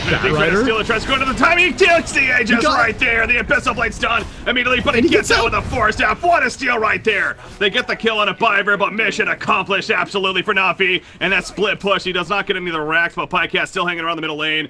That's got a sting for Alliance, man. They thought they had the easy one, but they did not. I don't know who they wanted to give it to, because both Limp and PA, I think, both had all their slots filled out, but I don't know. Whatever the case, Batrider gets out with murder, especially the fact that he didn't die afterwards. And, oh man, General has an Aghanim Scepter on this Batrider, so he can definitely shut down both cores of Alliance if he manages to penetrate all the Lincolns and Lotuses. You know what? That didn't register to me, but that makes a lot more sense now in the last fight. He had both Dazzle and PA. Lassoed up. I was kind of wondering about that in the moment, but that makes a lot more sense. Having that axe right there. Seneko, by the way, he's evading the back. Yeah, he's baiting. Now, yeah, baiting of sorts. As that's that basher, of course. The Wukong's command. They're trying to get Dendy here. The Boulder Smash is going to miss. Barely misses the angle. And he escapes, and Seneko's like, alright, now's the time to get out. He will make it. Yeah, what is up with Phantom Assassin right now? Dude is just on fire. Yeah, this is what happens in long Darkseer games, because apparently it's something about Ion Shell. It's like the particles don't time out properly, and yeah, now Jonas and Fam is on fire. Or no, EGM's on fire. Yo, everyone's on fire. What the? This is a sick cosmetic on Dazzle, though. I gotta say, this whole fire stuff. Yeah, so that's what happens when the game goes long. Then everything goes on fire, and a lot of people are like, "Oh, they'll fix it in Source 2."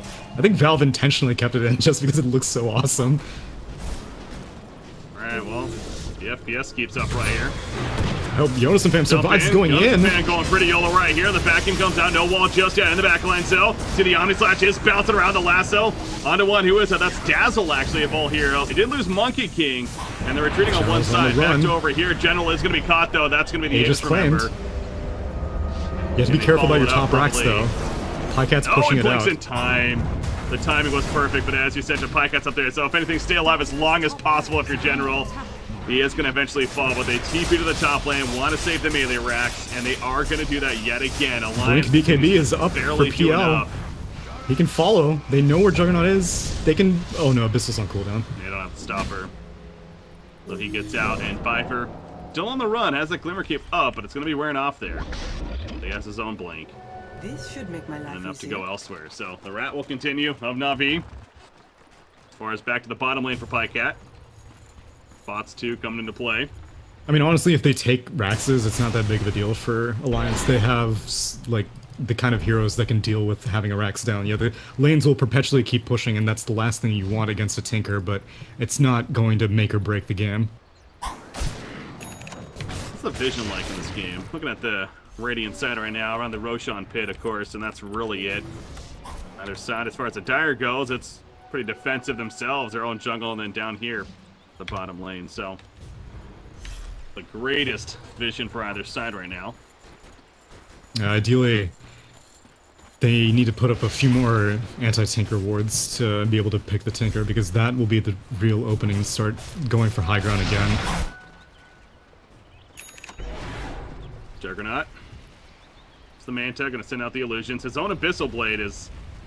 He has it all really queued up to be purchased here. Of course, buyback's important. Speaking of that, right now, Loda's the only one without a buyback according to the timer, at least. Just over 2 minutes remaining. Gonna be on cooldown. It still has to have that in mind, I'm sure, if you're Alliance. The last thing you want to do is have that death, and that's ultimately what that last game came down to, of the epic fight, and simply not having enough buybacks. I'm like getting a fever dream. Oh man, are they gonna find Pycat? No. Try again, but they can't. Yeah, mid lane now I see like the ghost of a fountain in the mid lane. Do you see this? I see the TPs going on now, but I don't see a ghost of a fountain. Oh, well, I'm clearly losing my marbles here. This game is bugging out in general, though. No, it's we have some funky stuff happening, man. The mid tier 3 Dire is like spitting. See that one? No? No. Your game's Jeez. extra crazy. Oh, Extra catch here. crazy. This Gonna game's catch extra Loda. crazy. Flashy Loda, but he's able to Phantom Strike away. The Omni Slash gonna be Breaks stopped. the Omni Slash. Return and stun on a Bat Rider right there. Out comes the Wukong's command in the background, though. And they are gonna lose Tinker, however. You see pretty deep over here. Earth Spirit, And Dark Bat Spirit, they're Rider, in. he They're gets going canceled. for Tadeko now as well, but he somehow gets away. Jeez. The rest of them get out. Juggernaut, not even here. Bat Rider barely escaped with his life. Yeah, he actually tried to TP. It got cancelled by the last tick of the poison touch because it stunned him, and he can get recalled. He doesn't have a TP, so he's definitely quietly breathing as now Biver will recall him. But yeah, they kill off the Tinker again, and Dandy just keeps getting like, this is the name of the game. You gotta kill the Tinker, and so they have the right idea, constantly focusing on it. And now they keep trying to initiate, and the Omni Slash would have been nice if they killed off Lotus, seeing as how he did not have buyback, but he will have buyback in 30 seconds, so that window has now passed as Pycat is going to continue his siege up top, but looks like Limp is one step ahead. He goes for the blink. Oh, he backpacks his blink. We're seeing the same thing over and over again. I mean, it's Pycat constantly keeping them occupied. As soon as they think they have a window on Alliance's side, it's like, you don't. You gotta fall back, you gotta defend, and it's just rinse and repeat right now. So we're 62.5 minutes into this game, and it feels like we could be in for still a bit of time here, as far as Game 2 is concerned, because unless they catch that Juggernaut without a buyback specifically, it feels like we're just going to keep going. What's going to stop this? It's on a razor's edge, because even if they only catch out the Juggernaut, the real thing will be if there's a full 5-on-5 engagement, how many heroes go down, how many buybacks are spent, and how many of the cores are the ones that had to buy back. So, as of right now, everyone has buyback except for Monkey King and Keeper, but that will almost certainly change before there's another engagement. And yeah, no, the next engagement might be Roche, but honestly, Roche isn't going to be as critical as it was in times past because all the cores are slotted out. So, like, they are going to fight around Roche and hopefully give the Aegis to someone important, but it's the fight that's going to matter more than the actual Aegis. I like how Phantom Lancer is keeping the full heart in his backpack here. He's been going back and forth. Yeah. He's been switching between the blink and the heart. Hilarious. Dude, my game is getting progressively stranger. I think it's all these immortals. They are like all these new particles that were introduced, and like right now, Jonas and Fam is like, he has like a. No, I see what's going on. Yeah. Who knows? It's just like a blob at this point. It's like ectoplasm around him. He's going in, puts up the Lotus Orb, doesn't find anyone. Like, Phantom Assassin's actually kind of cool. It's like the whole I like it. mechanic. I like it a lot. It's like this beam of light everywhere. But it's Darkseer's just blech. not some cosmetics I would invest in. But ones that Valve would almost certainly create.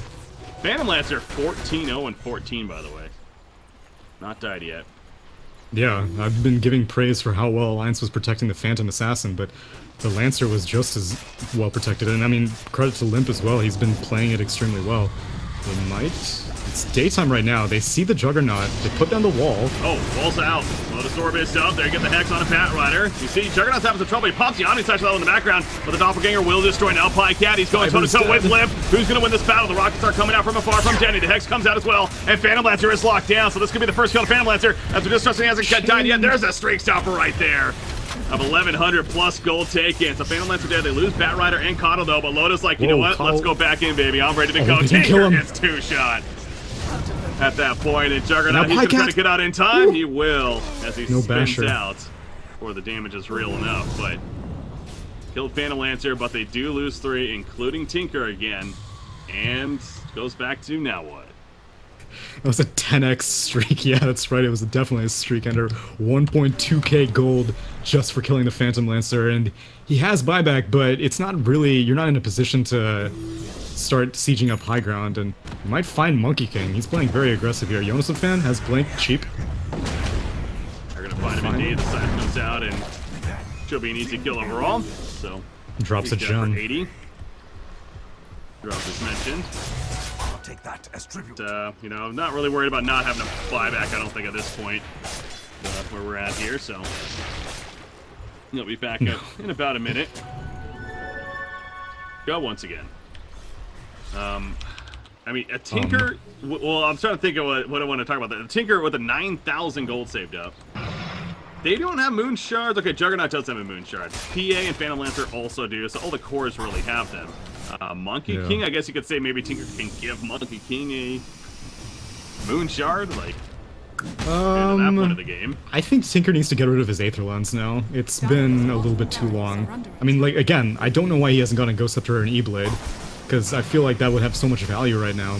And I mean, they think about going high ground, but Tinker's up in 5 seconds. So Tinker's going to focus on himself. There's no one really worth investing in. And if there is, then Juggernaut will do it, because Juggernaut also has buckets of gold, and he's like 7 slotted right now. So now the question is, okay, Dendi actually goes for a max Dagon. Well, level 3 Dagon, but yeah, he just wants to stay for buyback. I don't know. I don't know why. Like, maybe I'm missing something. I know that Diffusal Blade is a concern to get rid of the Ghost Scepter, but... Oh! Lasso, Phantom Assassin, middle lane, pulling him back, and they finish the job. It looks like it. He cannot Phantom Strike away. He is dead for 120 seconds. He does have a buyback. Nice! Blinding light over the ledge. There's the buyback from Loda. Jonas fan puts down the wall, though, trying to survive. It looks like he will survive for the time being. Denny now in the back line is dealing with Limp, and he's having trouble, but the Glimmer Cape will save him, it looks like. And now Pycat runs into Limp himself, but the Blissful Blade locked down. And Juggernaut's dead for 95 plus. He has a buyback, though. So Loda with his buyback, they're committing forward. Is Alliance trying to catch Seneko, but he TP's out on top of the tree right there. Now, no buyback just yet from Juggernaut, as General also ports away before he gets caught, and the rest will be fine. And so far, he's not having to, but Roshan is up. Will he buy back for this, maybe? I don't think he's going to. I mean, PA did buy back, and it would be great if you could win a fight in the pit, but they do it a little bit too quickly. And right now, Batrider's getting some vision. They don't have a shrine, and Juggernaut... Oh, he does have BOT2s. They could actually buy back and contest this, but if you lose, then you lose the game. Whereas, if you let Roche go, the game will continue. Oh, Tinker coming in. No, he cancels, actually. Someone cancels him. There goes Roshan, and the Aegis is picked up this time by Loda. We saw General make the big play earlier. This time he's not going to get the chance, really. So that's an Aegis for the Phantom Assassin. That's second life here. Juggernaut's up in 35 seconds now. Juggernaut is, again, getting to that point where his inventory is. He has the Abyssal Blade and a Refresher Orb in his backpack. Love seeing these kind of games, man. Yeah, this is going to take some substantial item micro coming out from Pycat to optimize. Oh, top lane. They find the Batrider. I'm surprised the General was going in on that. It just seems like that Na'Vi, the kind that they know that they're going to get picked eventually at times, but just get as much damage on the rack as possible. Yeah, In fact, throw Viper's coming up bodies. for 2. Nako's just simply playing a scout here for Dendi, if anything. Yeah. He's Which the I size believe of the tree. in the most recent engagement, yeah, oh, okay, Viper does have another gem on the courier. But it is nighttime, and so he doesn't really know where the Alliance wards are, but yet again, Alliance don't have any anti-tinker wards up right now, so vision is pretty paltry on both sides. We got a lot of level 25s to look over as well, by the way. We So do, actually. Let's start from the do beginning.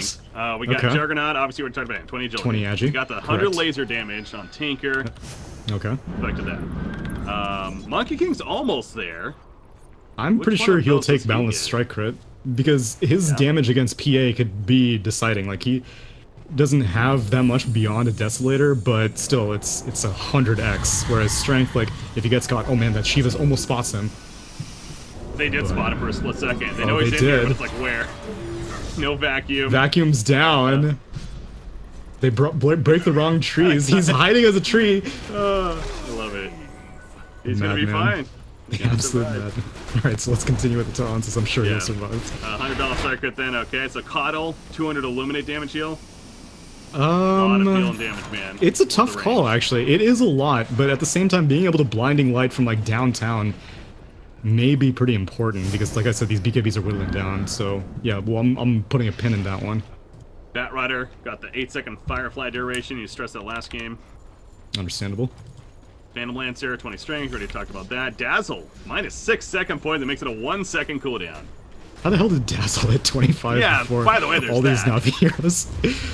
Yeah, I mean, Poison Touch cooldown, if you just dump a bunch of Poison Touches on Tinker, which I don't know what the odds of EGM or finding Tinker are, they might be pretty high right now. As now Sheepstick on nice top of the catch, Juggernaut. actually. Yeah, the scythe comes out. He's trying to run. He gets stunned out, though, and he will die again. Tinker's gonna be able to damn thing. Grave! Spam those Poison Touches! Yeah. That 1-second cooldown, man. Just gonna spam it over and over again. Helps keep the lockdown close enough in general. Is gonna be finished off by Hanskin, actually. What is this about? Seneco's so far in the base. I think he wants to find someone who's retreating, but Jonas and Fam has full HP, so he's not going to go down. And they're kind of pinging him. They find him with the Shiva. Seneco's on the run. He doesn't have Vacuum for another 3 seconds, but Seneco's pretty screwed here. Vacuum? Oh my god, he misses it. Oh my god, he missed, and he's gonna get back up on another tree and TP out. Oh my god. Oh boy. Mid lane's getting pushed, though. What's that about? Yeah, here we go. Back to the middle lane, though. Juggernaut, again, will he use the buyback for this? None of the racks have died just yet. This will be the first. Range packs have died, but not melee so far. The fortification. Paul is a blink dagger, by the way. So that's Yeah, he's had that for a little bit here. Wukong's command. There we go. Wukong's command. They do want to fight this with Ashbrox on defense. Has to knock him backwards. Her BKB's Blinding down. light. Her And she Satanic's would down. not have a buyback either, but the Phantom Strike forward. She has Aegis, though. Gonna be good. That's Back, right. no wall. So she goes back in fact. The vacuum, no walls mentioned. Off the side over here, Limp. He's trying to find a target. He will find General finally, and General Juggernaut's down to back. 4 step away. Juggernaut, Omni-Slash here going off in the front lines. Limp actually taking a lot of damage. Telegrave comes up at the last second, but Loda is gonna fall, and the Aegis will be popped. Limp, though, keeping his distance. He is very low on life. Can they save Loda now? It's the question. No, they cannot. He Oh, he barely eats the cheese. lives. The cheese keeps him alive. They have Grave in one more Last second. The Dagon's not enough either, but he's still on the run. Remember, he would not have a buyback. There's a lasso. Double lasso. It catches both of them, and the Rain Boss once again in trouble with the vacuum goes out. Down goes Slaughter. That is dead for 125 seconds. Podcast falling over with the buyback. If this would be a He's tieback living. for him, but the heal from the healing ward. Limp is chasing. Limp wants the kill. He knows how big of a deal it is, but he's not going to get it. Stays alive on Pycat right there. And now this Buyback is on that Tinker. opening for Na'Vi to try to possibly finish this game. Well, they have 105 seconds with Phantom BO2 to Assassin the top dead. lane. Pycat's going on this top racks. Meanwhile, mid lane, they just want to create space. Yeah. He's going for the melee. He's going for tier 4 after maybe. I mean, this will be interesting to see what he does. He does have Earth Grid to try. deal with. And Limp is coming back. But is he really scared about Limp? They do end up killing Jonas Fan, who buys back immediately. But yeah, he's actually going to spin out. He has a lot of teammates coming, though. 80 has no seconds mana. for Phantom Assassin. Okay, so they have not really the best odds of fighting back. Like, I don't think Na'Vi can win the game right now, unless if Limp dies, which, even if Limp dies, he has a buyback. At most, you're going to be able to take Megas, but even that's optimistic because Dazzle's going to be up in 5 seconds as well, and then Limp can just go bananas. And so, Na'Vi are playing it safe right now. Pycat doesn't really feel confident going for anything because remember, there's always this Blink Abyssal possibility on Limp, so Blade Fury's not going to protect you. Yeah. And there's a naked Rax down bot. But without Phantom Assassin, they lose a lot of that upfront burst, I feel PA has buyback now. Oh, you're right. He just got in time for it. 40 seconds left, but he's probably going to buy back here. There we go. Buyback committed. Limp jumps in. This is an epic fight to determine perhaps the game right here. Juggernaut, he will kill the melee Rax, but the vacuum wall comes out. The FPS is real, man.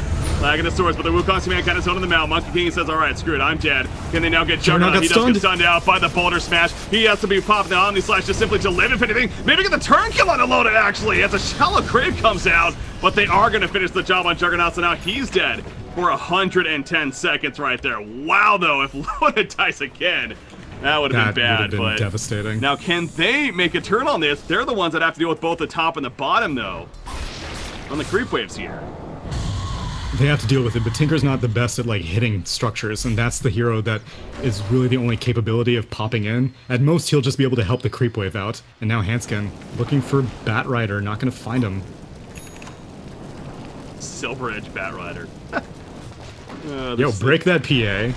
I think that's the genius. Yeah, it's an item. It's like, why not exactly break the PA miss and. But it's just seeing the Silver Edge on Bat Rider, man. We're 75 minutes into this game. It's the only reason why we're having this stuff. It's great. So there are no buybacks available on anyone except for Keeper of the Light and Monkey King, but those are Navi's heroes, and so if... Oh man, they might find Biver. He's TPing out, but he's underneath Glimmer Cape. Ooh, they didn't have vision. Radiant's middle barracks are under attack. So, Monkey King's up in 10. He does have the Wukong's command, and that's itself a great tool for stalling again. It's getting spotted out. Oh no, Hanskin, we're going really deep, yeah. He's bringing in the bounce to get killed. Alright. Yeah, he went during daytime against a Keeper. Like, he was trying to snipe out a spot where Tinker may be, but you've got to deal with Firefly, you've got to deal with uninhibited vision from the Coddle, and so much for that, as they will retreat. Yeah, and Juggernaut's up in 20. So, they hold it, and this is a really good counter-push team, so that's why I was saying, too, with the Juggernaut dying, I don't know if Navi's really that concerned, considering what they got both at the top and the bottom, and then having the counter push that they do. It is more than enough to hold them off, and Juggernaut's back up, so it's not over just yet, but now you feel that we definitely have Na'Vi in the lead, and it's going to be a alliance. You need to somehow win a big fight with no buybacks and then push right into the base from it. Yeah, because right now, not only does Na'Vi have the structural lead with all these Raxes taken, but they also have the buyback lead, as their buybacks will be coming off in roughly around 3.5 minutes, whereas Alliance's core buybacks will be coming up in 4.5 minutes. They both are actually just Radiant knows that Roshan is up, and theoretically Alliance could know, but I don't really think they're in position to test this. They know, they saw them kind of going into the area with the ward over here, but oh, okay, yeah, you're right. Said, can they get here in time? Oh man, they're going. It's going to be an awkward timing, because it's going to be dead right here. Pycat's going to pick it up, or somebody. Yeah, there we go, Seneko picks it up. Give it to Seneko. And now they're nearby. Loda has to Phantom Strike quickly to a teammate, who has a Satanic now. Really wants to make sure to live. Seeing the transition. You know, what about the item like the Vlad's? Like, I understand that it's still good, but that's an item he's had since the very beginning of the game, basically. We're 77 minutes in now. Is Vlad's really that much value anymore? Well, I mean, you look at the net worth, Phantom Assassin's actually number 5 net worth, so PA just hasn't had the opportunity to form a 7th, 8th, 9th slot yet. He's been having to buy back the most out of all the heroes on his team, and so Loda has not really been having the opportunity to start mass stacking items as they see General. Don't have a gem on Jonas and Fam. Oh, and that BOT in with Tinker. They might want to take this fight. Well, now Tinker's all bottom alone. lane, they're pushing it out even further. So yeah, they canceled. Kind of awkward, but they canceled it. Phantom Lancer right here. He says, "All right, I gotta fight then." Balance Strike coming out with that Wukong's command. It's making this very awkward for Alliance. You see, they want to defend their base, but they're kind of caught here. Now Limper just pops the BKB and is trying to run away. But General, he may cut them off. He doesn't have a lasso anymore, but he has a flame break. Mana leak on EGM. Limp still nearby. Will they look to turn maybe? No. EGM says screw it. I'm taking land. mid. Let me be. But Pycat in the middle lane meanwhile. He's Beating Limp is on here it. now. They do have fortification. There we go. The wall combo comes out. The Abyssal Blade's done. Juggernaut with the laser use as well. Trying to get the misstance in, but no. Juggernaut is going to be picked off in the end. Now you got the supporting cast coming in, so they lose Juggernaut. He's dead for 95. Does Navi continue going for this? Dandy needs to go back for mana. They're going in onto. Oh, goodbye, Coddle. Takes out Coddle. They and now Batrider. General. Goodbye, Batrider as well, most likely. Yeah, Flame Break will not. Oh my Yup. God, it is going to save it. Yup. Are you kidding me? Okay, no, only to run into Jonathan. Meanwhile, though, you look at what pushing. Saneko's doing. The melee racks. Oh, the side at the last second. He just barely can't kill the melee racks. He has the Aegis. Will he be able to do so coming up after it? No, but the Abyssal Blade's stunned, and he's going to die again. Oh, so close yet so far. And they get cleaned up. You have a lot of work to do as Alliance if you want to make it to the enemy river, though, because, yeah, there are 4 buybacks available for Navi, but you want at least to get 2 or 3 out. Problem is that both the side lanes are pushing, and your best chance of forcing out buybacks is going down the mid lane. I don't really know if they'll be able to get any Navi buybacks out. Alliance are just going to have to accept fate and let those deaths go. As now, Hanskin wants to invade, wants to find Tinker, but yeah, he's not going to. Moonshard picked up by Jonathan Fan. He eats it right there. This is a Tarkseer. Moonshard, Refresher Orb, Octarine Core, Scythe, Damn. Lincoln, He didn't take the Shivas. 120 damage talent, though. I was hoping he would do that. I was and thinking just about that. slicing people. Yeah, in hindsight, he's like, crap, I wish I could go back, you know. Maybe that's an item they can eventually add, right? You know, reset your talents. Could you I like the potential of for that. late game, man? Like in a game like this? Yo, just like respec? You wanted respec? I like that. Get that respec, yo. Alright, well, backdoor protection's down. Limp wants to take this. No buyback spent. Juggernaut and Tinker are both up. Melee, they have fortification now. Gonna pop it right there. Not really hitting though. Lasers, that definitely hits. Meanwhile, Pycat's pushing out the top. So Loda, he's trying to finish the job with the BKB, but he's not going to risk it. He'll back off, and they once again. And Skin gets sheeped. Oh, does he actually back down here? But they're not going to fall. I'm watching Pycat up at the top lane using the illusions. He tried to kill the racks in the middle, but that's what Alliance was worried about. That's the way. Now EGM finds him, cancels the recall. Defensive. It's all up to EGM and his. Oh, he gets the point. No, he gets disjointed. They still have vision. 1 second poison touch. Meanwhile, notice a fan mana leak on him. Goes back in. He wants to make a fair play, but there's a point from Denny on top of the Batrider, the lasso. Double lasso. On 2, but now Geno, this is kind of awkward. However, Pycat's coming in as well. He has an Omni Slash, gonna bounce around. A lot is here, but Jonathan Fan gonna end up falling as a result. General's still alive, and Denny locking down Phantom Assassin. Phantom Assassin's dead. He has a buyback though. He used it immediately. Here we go. There's that chaotic fight. As we're mentioning, back to the base. Saneko, he is psyched up, but he wants to finish the melee rescue. We saw what happened last time. He barely did not get it. Is it going to be the same here? It is going to be the same here. The melee racks just cannot be destroyed, says Alliance. This game can't end, says Alliance. They have to spend a buyback. Oh man, they feed Limp. Limp is going to get insta-gibbed. He has buyback. Okay, he uses it immediately right there. Navi wants to end it. Melee Rax finally goes down. Okay, here we go. So the melee Rax goes down as mentioned. So they use the buyback. 1 Rax from Megas. Phantom Assassin. Nobody has buybacks on the dire side. Everyone's used it. This is potentially could be it for Navi, as they're not going to go full throttle though. Again, and they'll kind of back off and reset things. But they do have a window here now. They basically have a good, 4 to 5 minutes where they can feel comfortable about resetting and then maybe trying to finish the job here. You can't spend too much time though, because then you afford Alliance to be able to get their buybacks back, and Saneko immediately bought back, and so when Monkey King bought back, I thought that was the sign that's like, okay, we have forced Alliance out for a bunch of their buybacks. Our cores, our whole team basically had buybacks, but they're playing it conservatively. I'll take that as tribute. General. That just There's a continues gem to on EGM. fly on up, yeah. Yeah, he knows that 900 true side range immediately blinks out. This Aghanims is doing so much value. He keeps lassoing the target that doesn't on the Batrider. He caught the Batrider, or he caught Monkey King initially, but now he's the one that's going to be caught on himself. Again, they really want to commit to this. They're playing distraction though. Again, there they go. The Mega Creeps have spawned now. Pycat takes up the back in the meantime. He's just hiding away. He's like, come at me, bro. Pops the Omni Slash. He has to fight right here. Bounce around a lot of illusions though. And they're eventually going to kill him off. He did a lot of damage in return, mid lane. survive. 4v1ing. Gonna go down. There we go. Darkseer is picked off. So The Mega Creep comeback is going to have to happen for Alliance if they want to actually win this game some way, somehow. They're going to catch Hanskin, though. Although he'll Ghost Scepter and barrel roll away.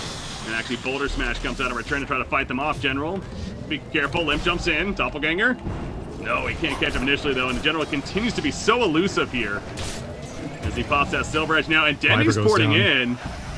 Fiber was picked up, you're right. The Wukong command used in the back lines. But Denny's pushing into the base, as is Bat Rider. And Seneco's just buying more time. Yeah. And he's gonna live. He could cancel this if he goes for a bash, but doesn't go for it. Illusion push. Manta style, by the way, on Tinker. Huh. To remove something. I'm assuming the silence of Earth Spirit. I mean, and just maybe the disjoint potential of daggers and stuff like that. Yeah, I mean, like, far be it from me to tell Dendy what to build. If he thinks that he can go into an 85-minute game without having to build a Ghost Scepter against these heroes, then more power to him, because he is currently winning. It's not as razor thin as it was a few minutes ago. Na'Vi can afford to make a few mistakes, but you give Alliance an inch and they're going to take a mile. So the bulky Loda, the new Arcana PA, as we see right here. The Ultra Arcana. Just set it on fire. It's the Valve way of put a bird on it. Oh, we got some old school. We got some NBA Jam in the house. Yo, Maelstrom Dazzle. That's slamming right there. That's creep clear. It's just, again, with a game like this, you just start seeing these just radical items being picked up. The whole backpack play, as we mentioned. Phantom Lance has been doing that for a while. You know, Juggernaut is definitely the refresher of his. So yeah, it feels like he has Omni Slash every single time. Well, that's probably why he's constantly using that refresher to.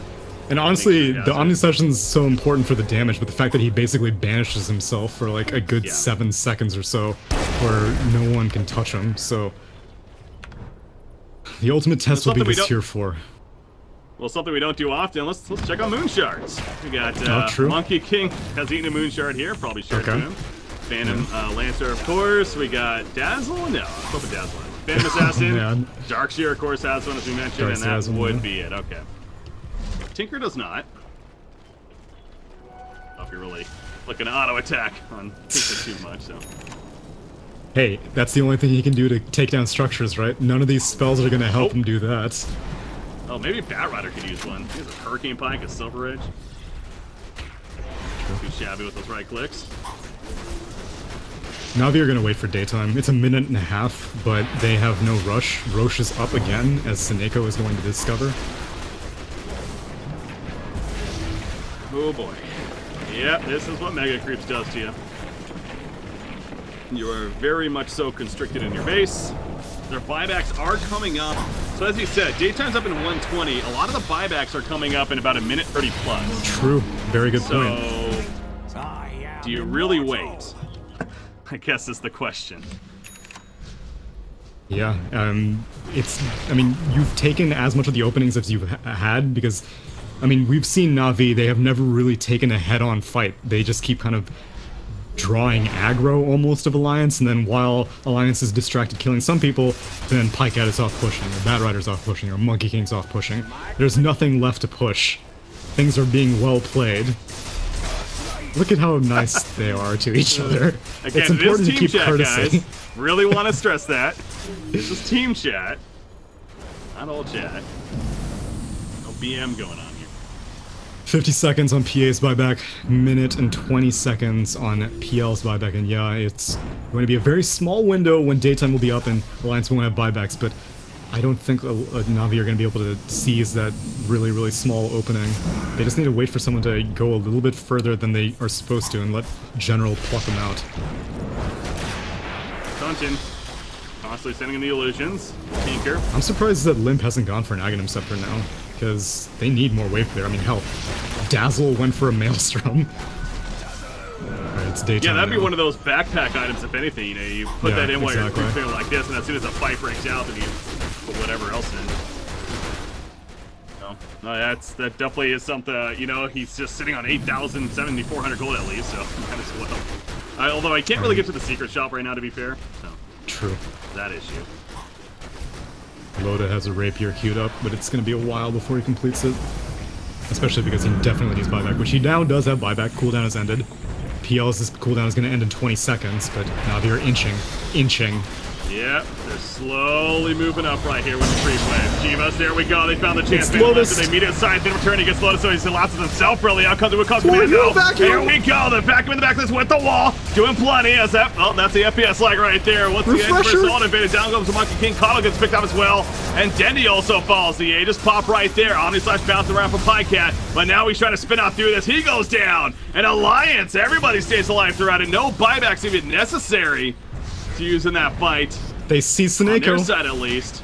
And they will also catch the Monkey King off to the side. So unless he makes some amazing getaway Boundless. here. There's the Boundless. He ate the cheese right there. I don't think it's going to be enough in the long run, though. He, too, will be picked off. So Alliance, they do hold at the base for now. But again, it is Mega Creep. So now... I 100% give Jonas and Pam credit. They, like, I'm giving Alliance the benefit of the doubt because, like, you know, they're Alliance, but this is a grim situation for Alliance by a long shot. The only way they stand in this game is off of plays like that. Jonas and Fam vacuums 4, walls 4, refreshes, sucks them back in again, walls them again, and they all are paralyzed while this PA is just slicing and dicing through them. Now, again, you're right, it is against Megas.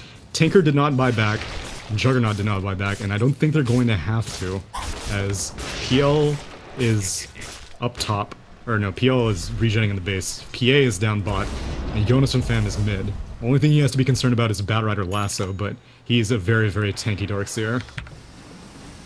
We have hit level 25 on everyone officially, so just to kind of glance at real quickly right through. Monkey King did get the 100% balanced strike rate, 400 cast range onto Kotl. Yeah, that's kind of a give and take right there. He decides to go that route. Dazzle. Yeah. Oh yeah, we already mentioned that cooldown, of course. And then Earth Spirit, the minus 45-second respawn time. Oh yeah, I definitely agree with that. Damage, yeah, respawn time for sure. Well, that's Heskin, a 90-minute game, man. Scepter. Yeah, I know. This is breaking some personal records for me. But what, I mean, like, I couldn't ask for a better game to break it on. Oh, no, I'm fine. I'm doing just fine here. Yeah, no, this is entertaining Dota for sure. Yeah, that's like, you know, what else do we talk about now? We've literally talked about everything, you know? EGM becoming a carry, finished out a full Mjolnir now? Sure, why not? Sure, why not? Get a Desolator here. Come right-click craziness. The idea of the carry Dazzle I've always been a fan of. He does a lot of physical damage, honestly. He does. Maybe not at 90 minutes into the game, but no. You know, it's never too late to start.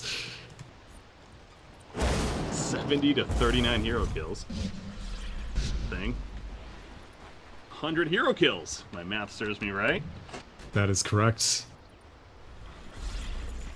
15 seconds until nighttime. The game has gotten so jacked up that it's not even going to be at the even minute. It's going to be like 8 seconds past the even minute. So Alliance get a little bit of an opening for 4 minutes with that, but again, they're hemmed into their base hardcore.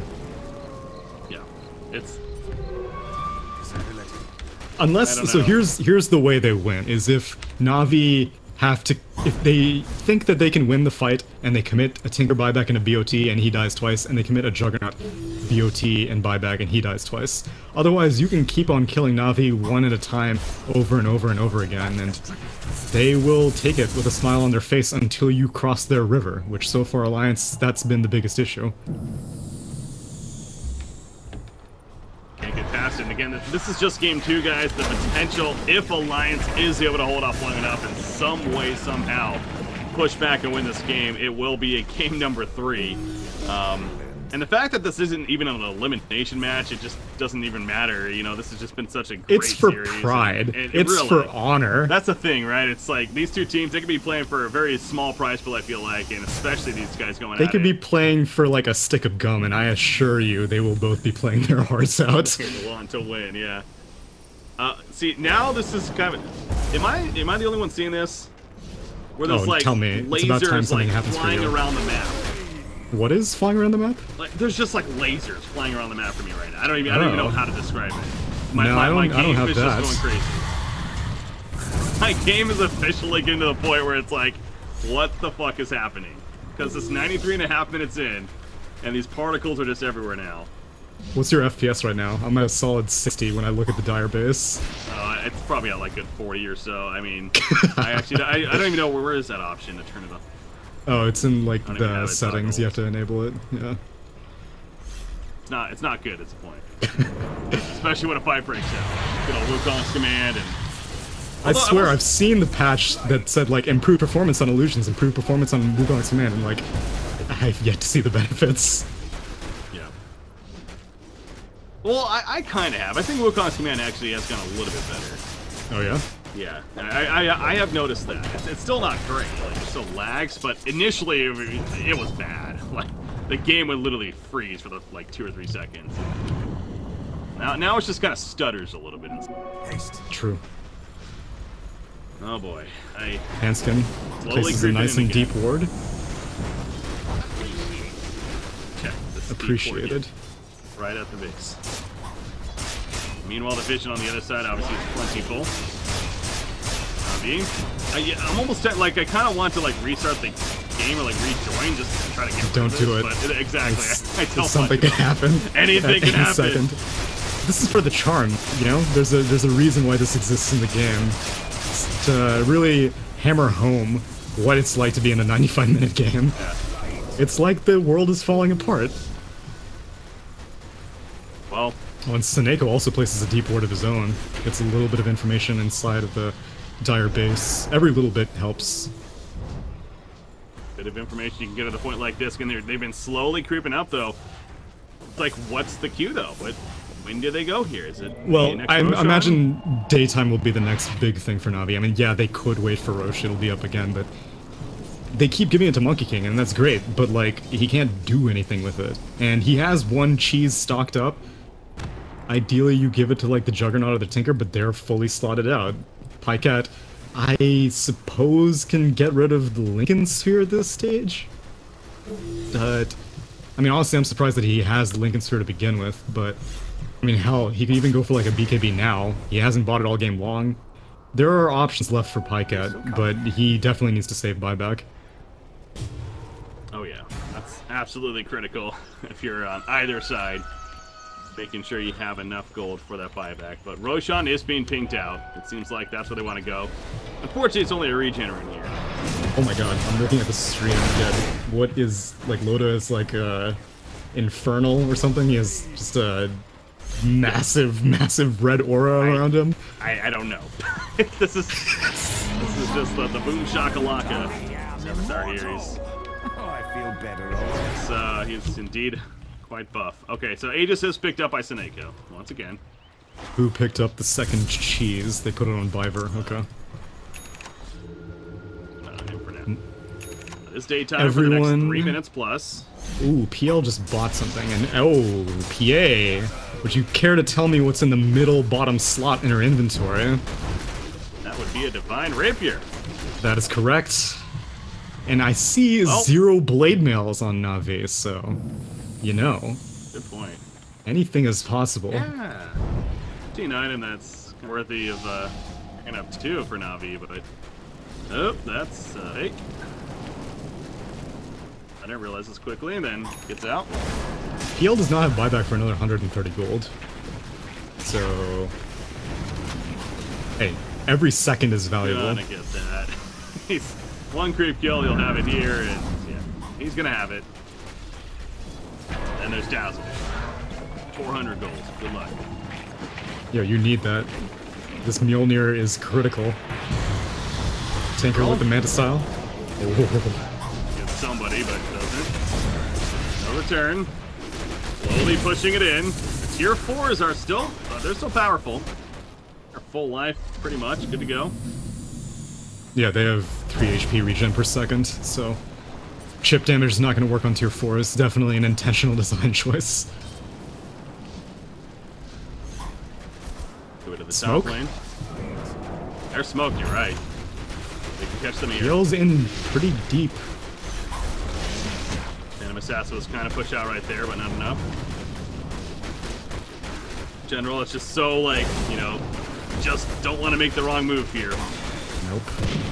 On the On the edge of doing so, it's that very, very fine line of the move to win and the move to lose. Double damage rune is at the top rune spot. I almost they should probably put a war like on the rune spots. I think... Is that really that important though? Yeah. No, it's not. I mean, it would be great, but you can't really dedicate that much time going back and forth for it. Seeing as how you only have 1 more minute left of daytime, and if you're not going to do things during daytime as Na'Vi, you're definitely not going to do them at nighttime, especially if you have this Aegis. Like, they have all the resources you need at this stage. They have all their buybacks, they have Aegis, they have 2 cheeses, they have daytime. It can't get any better, but, you know, this is the risk of going into a Rapier PA.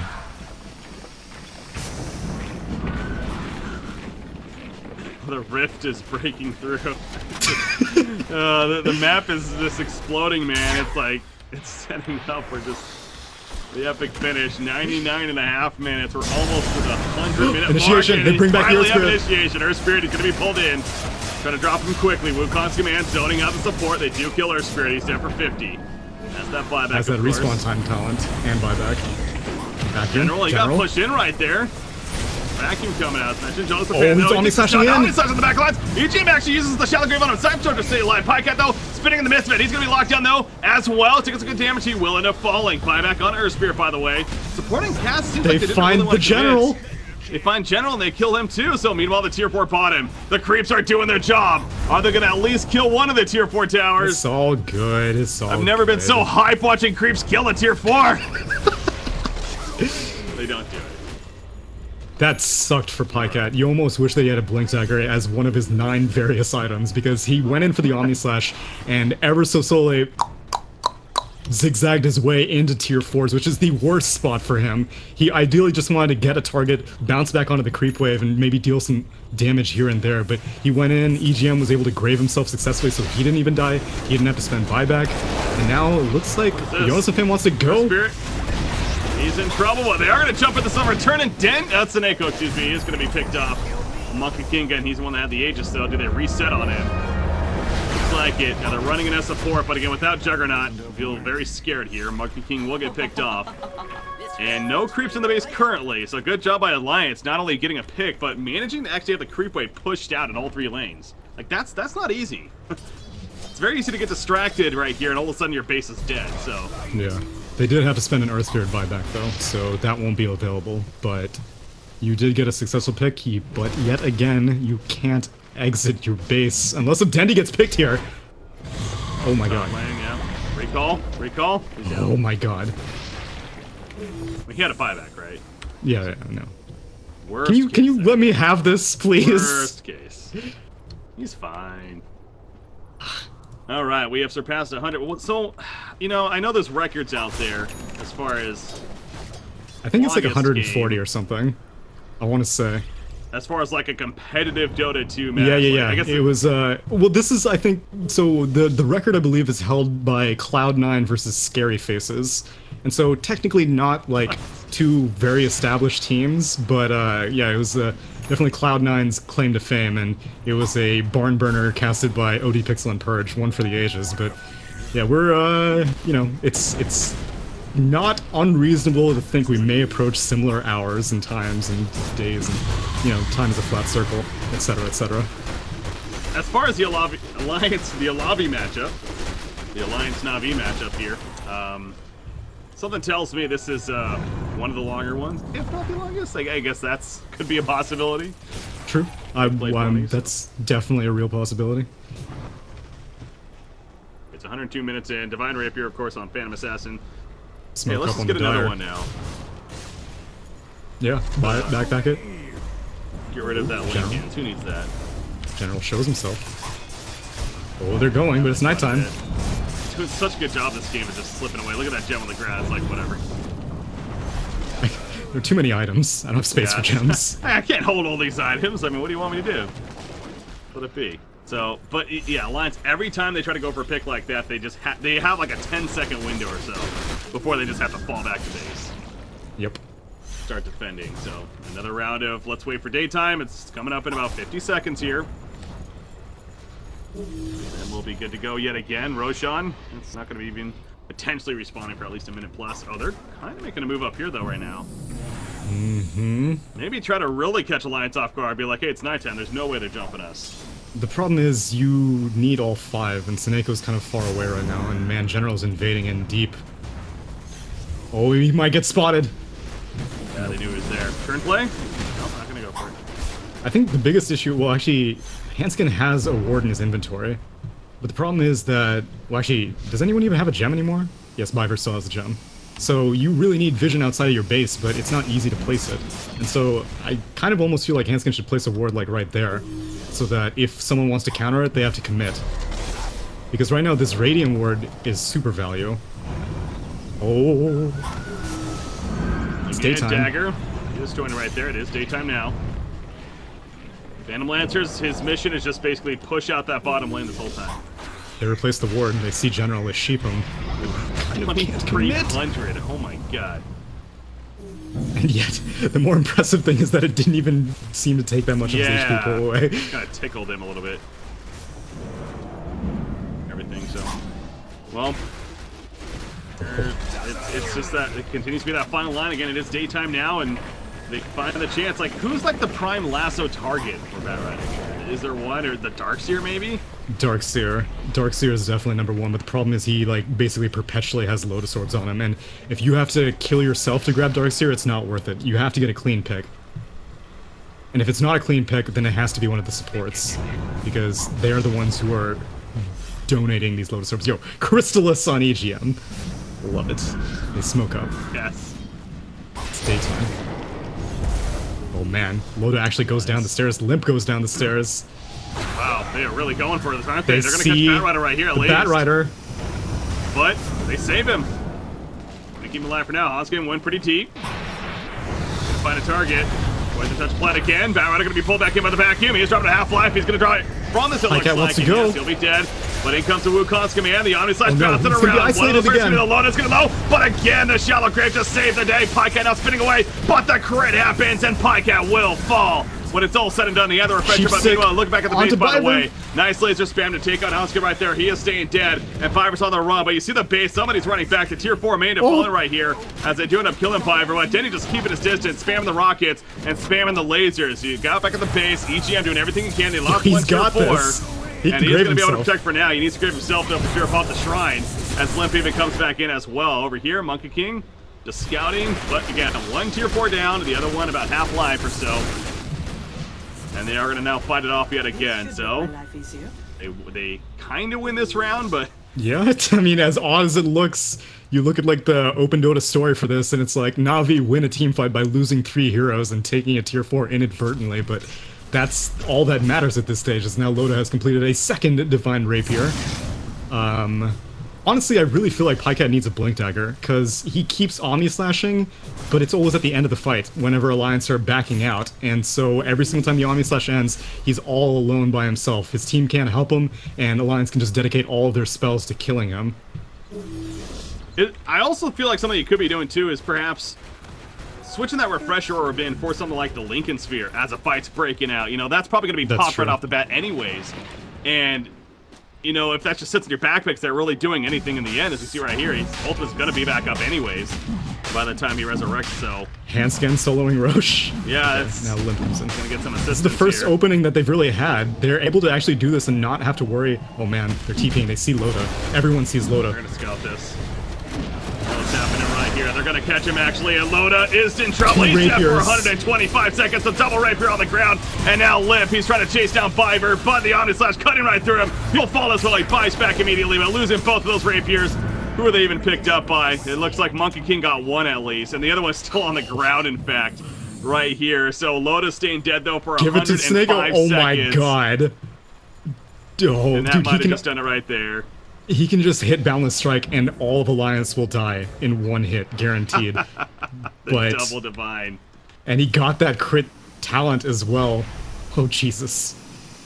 The final push is upon us. It is. It is indeed.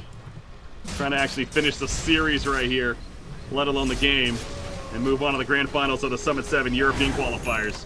Double Divine Rapier picked up by Monkey King as they kill Loda on the Phantom Assassin. Alliance tried to just make some kind of play. It didn't work out, and this could be it now. So here we go, the last stand. is upon us. Doppelganger inoffensively. Pycat is still in the tier 4.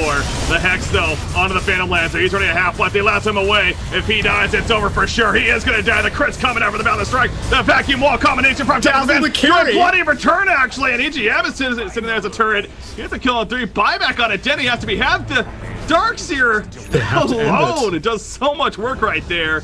Dendy's sheeped up, but it's just one. Handskin comes in. Notice a you don't have your carry with that surge. Another surge is out, but no, they're gonna get another scythe, and he'll fall. So the massive buybacks, he is staying dead, and that will do it. It's gonna be a victory for Navi as they take game number 2 and thus the series. I mean, fortification's going off, but the Death's finest. There's no way they're coming back. GG, well played. Navi wins one for the ages here in game 2. They give Alliance a taste.